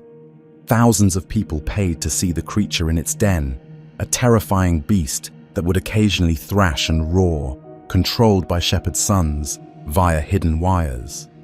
The hoax was a massive success, so much so that a delegation from the Smithsonian Institution announced they were coming to investigate. Faced with exposure, Shepard confessed, admitting his creation was crafted from wood and oxhide. The confession did nothing to diminish the legend. The people of Rhinelander embraced the hodag as their own.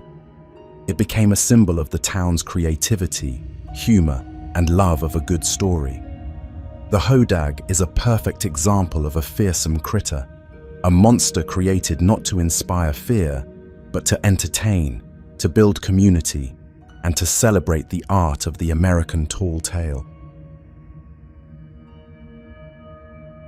The grand theatrical hoax of the Northwoods gives way to a more subtle and widespread form of folkloric trickery.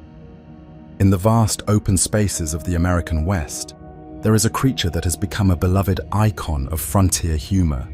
It is the jackalope, a creature whose entire existence is propagated through the clever and widespread art of rogue taxidermy. The legend in its modern form was born in Douglas, Wyoming in the 1930s. Two brothers, Douglas and Ralph Herrick, were hunters with a talent for taxidermy. After a successful rabbit hunt, they returned to their shop and jokingly tossed a jackrabbit carcass onto a table next to a pair of deer antlers.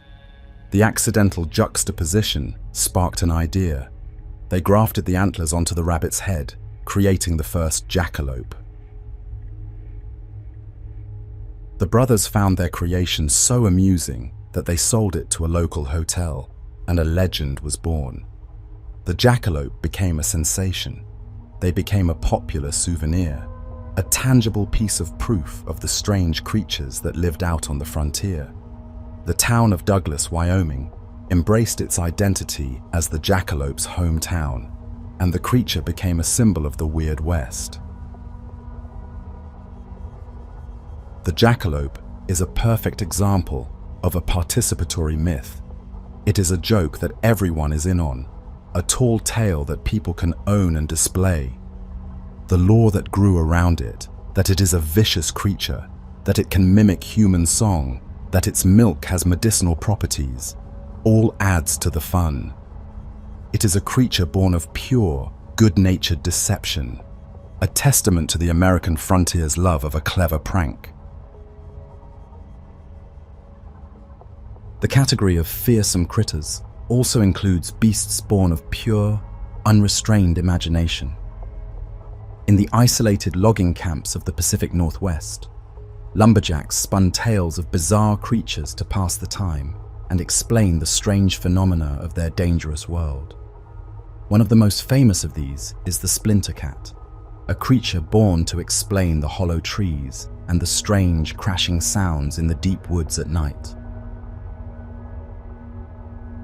The splinter cat is a nocturnal feline predator of immense power and a truly singular hunting method. It has an incredibly hard, bony forehead. To hunt, it climbs a tree overlooking a path where its prey, typically raccoons or wild pigs, will pass. As the prey walks below, the splinter cat launches itself head first into the trunk of a neighboring tree, striking it with such force that the tree shatters, stunning the prey below with the falling splinters. The creature's preferred meal, however, is honey. It is said to have a particular fondness for the honey of wild bees. To get it, the splinter cat will find a hollow tree containing a beehive and simply ram its head into the trunk over and over again until the tree splits open, giving it access to the sweet reward within. The legend of the splinter cat is a perfect example of a functional tall tale. It is a creative and humorous explanation for a real-world phenomenon, the discovery of hollow, rotten, or lightning-shattered trees. It also gave a face to the strange, unexplained crashes and bangs that lumberjacks would hear in the forest at night. It is a story that transforms the mundane dangers and mysteries of the woods into a fantastic and entertaining bestiary. From the forests, the fearsome critters also inhabit the highest peaks of the American wilderness.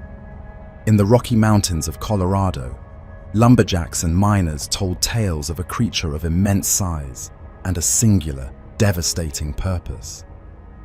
This is the slide rock bolter, a monster that functions as a folkloric explanation for the sudden, terrifying power of a mountain landslide. The slide rock bolter is a creature of pure gravitational opportunity. It is described as an enormous, whale-like beast that lives only on the steepest mountain slopes. It anchors itself to the summit using massive hooks on its head, where it waits, sometimes for days, for a suitable target to appear in the valley below. Its preferred prey, according to the loggers who told the tales, was the unsuspecting tourist. When a target is spotted, the bolter releases its grip and slides down the mountain on its hard, smooth belly, its path lubricated by a special grease. It descends with the speed and force of an avalanche, its cavernous mouth wide open, scooping up its victim and everything else in its path without ever slowing down. It then uses the momentum from its descent to slide up the opposite slope, where it anchors itself and waits once more. The treeless, scarred paths on the sides of mountains are the telltale signs of a bolter's feeding ground. The world of fearsome critters is also a place of profound and often absurd emotion. From the destructive powerhouses of the mountains, the folklore travels to the hemlock forests of Pennsylvania, the home of a creature that is perhaps the most pathetic in all of American folklore. This is the squonk, a being that embodies the emotion of pure, inconsolable sorrow. The squonk's entire existence is defined by its own ugliness. Its skin is ill-fitting and covered in warts, and it is so ashamed of its appearance that it spends its life hiding in the darkest parts of the forest, weeping constantly. Hunters who have tracked the creature say that its path can be easily followed by the trail of its salty, tear-stained tracks. This constant state of misery has produced a unique and tragic defense mechanism. The squonk is so filled with sorrow that when captured, it is capable of dissolving itself entirely into a pool of its own tears. The most famous story tells of a hunter named J.P. Wentling, who managed to capture a squonk in a sack. As he walked home, the sack grew lighter and lighter. When he finally opened it, he found nothing inside but a small puddle of salty water and bubbles. From the depths of sorrow, the fearsome critter tradition returns to its true heart, the elaborate and imaginative prank. In the logging camps of the Northwest, where boredom was a constant enemy, lumberjacks spun tales of the Wapaloosis, a race of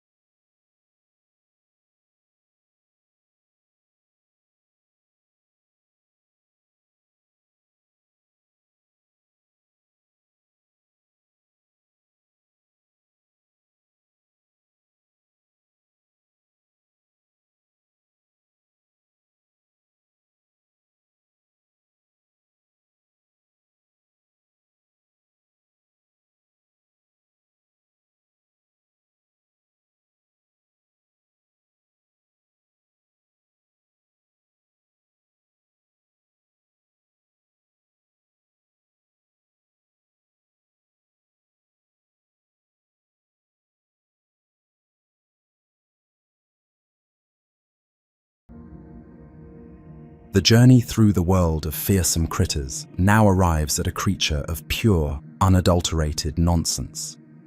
The legend of the wind tosser is a testament to the limitless imagination of the American frontiersman, a story created for the simple joy of inventing something truly and completely absurd. The wind tosser is a creature defined by its unique anatomy and its even more unique method of eating. It is a large, herbivorous animal with 2 front legs and a single, powerful kicking leg in the back. It lives in fields of high, tough brush, and its favorite food is the tender leaves at the very top of these bushes. To reach its meal, the wind tosser performs a remarkable feat of self-inflicted acrobatics. It braces itself on its 2 front legs, takes aim, and then delivers a powerful kick to its own hindquarters with its 3rd leg. This kick launches the creature high into the air, allowing it to nibble on the treetops for a few brief moments before it comes crashing back down to earth. The wind tosser is a perfect embodiment of the spirit of the fearsome critter, a creature born of pure, playful imagination, a monster that exists simply to make the world a stranger and more entertaining place.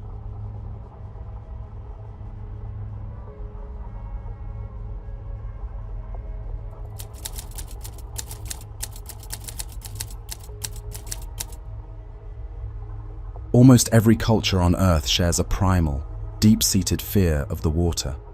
It is a fear of the unknown, of the depths we cannot see, and of what might be looking back up. In America, this fear has a specific face: a long neck, a serpentine body, and a shape reminiscent of a creature long thought extinct. The Great American Lake Monster is a recurring phantom seen in dozens of lakes across the continent. This phenomenon is anchored by its most famous case file of them all.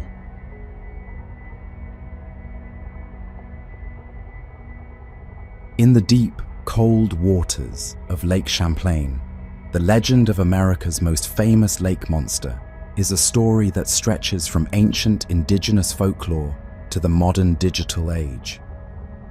The creature, known affectionately as Champ, is the archetypal American plesiosaur, a living fossil that has become a beloved regional icon and an enduring cryptozoological mystery.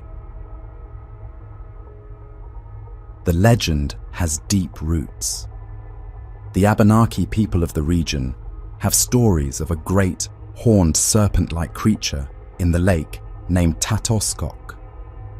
These ancient tales were revitalized in the 19th century by a series of sensational sightings by European settlers, including one by a sheriff in 1819 who described a black monster over 180 feet long.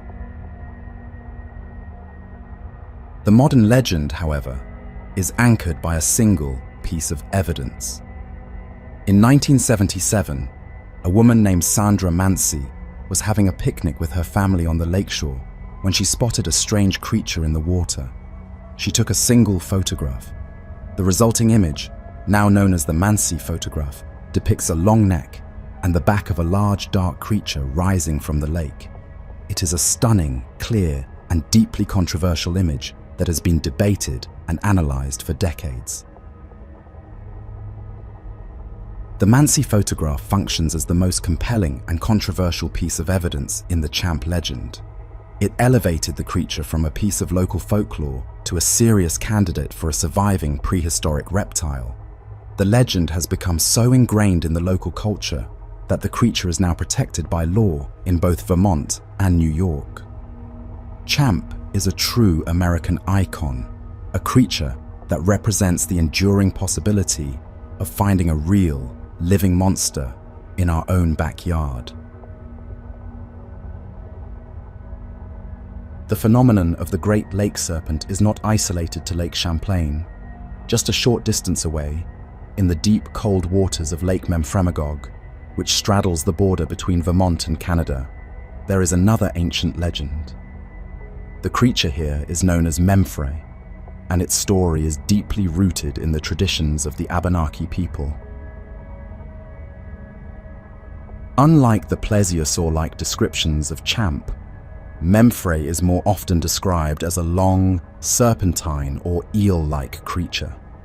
The Abenaki stories, which are the oldest source of the legend, speak of it as a powerful water spirit to be respected and feared.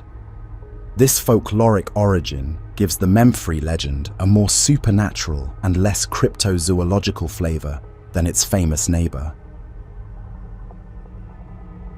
Modern sightings of Memphrey began in the 19th century and continue to this day, with dozens of reports describing a long, dark creature moving just beneath the surface of the lake. The legend is a powerful piece of international folklore, a shared mystery that connects the communities on both sides of the US-Canada border and reinforces the idea of the entire region as a hotbed of aquatic anomalies. The American lake monster archetype also adapts to a vastly different and more complex aquatic environment. In the massive brackish water estuary of the Chesapeake Bay, there is a legend of a serpentine creature known affectionately as Chessie. This legend presents a unique biological puzzle, as the creature is said to inhabit a saltwater environment. Sightings of Chessie date back decades, but the legend came to a head in 1982. A man named Robert Frew was with his family when he spotted a long, snake-like creature moving through the water. He filmed the encounter with his home video camera. The resulting footage, while grainy and indistinct, clearly shows a dark, undulating form moving powerfully through the bay. The Frew footage became the Mansi photograph of the Chessie legend, a key piece of evidence that fueled a wave of local interest. Explanations for the creature range from a large python or anaconda far from its native habitat, to a group of otters swimming in a line, to an unknown species of giant eel. Chessie is a powerful regional legend, a creature that embodies the vast, murky, and surprisingly wild nature of one of America's largest and most important waterways. While many lake monster legends conform to the plesiosaur archetype, some describe a creature that is far more piscine. In the vast, crystal-clear waters of Flathead Lake, Montana, the local monster is a legend that may have its roots in a real and massive freshwater fish. The legend has deep roots in the traditions of the Kootenai people, who have long told stories of a giant creature inhabiting the lake. Modern sightings, which date back to the late 19th century, describe a massive, eel-like creature, 20 to 40 feet in length, with a dark, slate-grey body. The most significant detail, however, is the description of its head and back, which many witnesses compare to that of a giant sturgeon. This description provides a compelling cryptozoological theory. The white sturgeon is a massive, prehistoric fish that can grow to over 20 feet in length and live for over a century. While they are not officially known to inhabit Flathead Lake, the possibility of a relict, undiscovered population of these freshwater giants is a tantalizing explanation. The Flathead Lake monster is a powerful legend that exists in the fascinating gray area between folklore and the very real possibility of a truly monstrous, undiscovered fish. The Great American Lake Monster phenomenon also finds a home in one of the deepest and most iconic alpine lakes in the world. On the border of California and Nevada lies Lake Tahoe, a body of water of immense depth and clarity, and the reported home of a creature known as Tahoe Tessie. The legend has roots in the folklore of the Washoe and Paiute tribes, but its modern form is a tapestry of anecdotal sightings. Tessie is most often described as a serpentine creature, 20 to 60 feet in length, with smooth, dark skin. Its description aligns more closely with a giant eel than the classic plesiosaur form of champ, representing another significant variation on the archetype. The legend of Tahoe Tessie is uniquely fueled by the lake's own mysterious nature. Lake Tahoe is one of the deepest lakes in North America, its bottom largely unexplored. This immense, unknown depth provides a fertile ground for speculation. The most famous story associated with the creature is a persistent rumor that the famed oceanographer Jacques Cousteau explored the lake in the 1970s and emerged having seen something so shocking in the depths that he refused to ever release the footage. While the story is likely apocryphal, it perfectly encapsulates the power of the lake's mystery, a mystery that is embodied in the form of its elusive, serpentine guardian. While many lake monster legends are rooted in ancient folklore, some are a distinctly modern phenomenon. In the clear glacial waters of Payette Lake, Idaho, the local serpent, known as Charlie, is a creature whose story was born in the 20th century and was embraced with a unique sense of community pride. The first major wave of sightings began in the 1920s, but the creature's identity was truly forged in 1954. A group of local businessmen offered a cash prize for anyone who could capture the monster, and the Ponderosa News held a Name the Monster contest. The winning entry, Charlie, was submitted by a group of teenage girls, and the name stuck, transforming a generic monster into a local celebrity. Descriptions of Charlie are consistent with the classic lake serpent archetype, a long, multi-humped creature with a serpentine head. The legend is a powerful example of how a community can actively participate in the creation of its own folklore. Charlie is a monster born of the modern era, a creature defined by newspaper contests and local boosterism, a beloved mystery that has become an inextricable part of the town's identity. The lake monster legend is also deeply intertwined with the history of American settlement. In the stunning turquoise waters of Bear Lake on the Utah-Idaho border, the local monster's story was popularized by the Mormon pioneers who settled the region in the 19th century.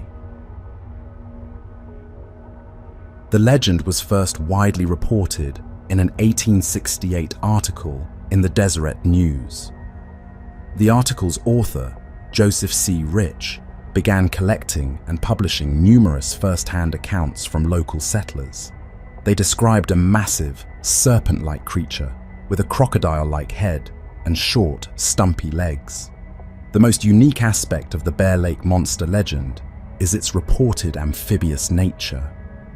Witnesses claim to have seen the creature emerge from the lake and move on land with a clumsy, waddling gait, leaving behind strange tracks in the sand. The initial flurry of sightings created a sensation in the region, with Brigham Young himself reportedly sending a party to investigate the claims. The story took a famous turn years later when Rich, on his deathbed, confessed that he had fabricated the entire story as a prank. This confession, however, did little to kill the legend. Sightings have continued into the 21st century, and the Bear Lake monster remains a beloved piece of regional folklore, a creature born of a pioneer's prank that took on a life of its own. The survey of the Great American Serpents concludes by leaving the freshwater lakes and returning to the vast, cold waters of the Atlantic Ocean. Off the coast of Maine, in the island-dotted expanse of Casco Bay, there is a long and storied history of a massive sea serpent known to locals as Cassie.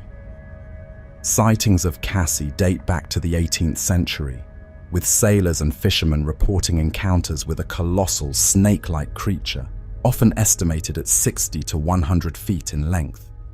The descriptions are remarkably consistent with classic sea serpent lore from around the world. A long, multi-humped body, a horse-like head, and a powerful serpentine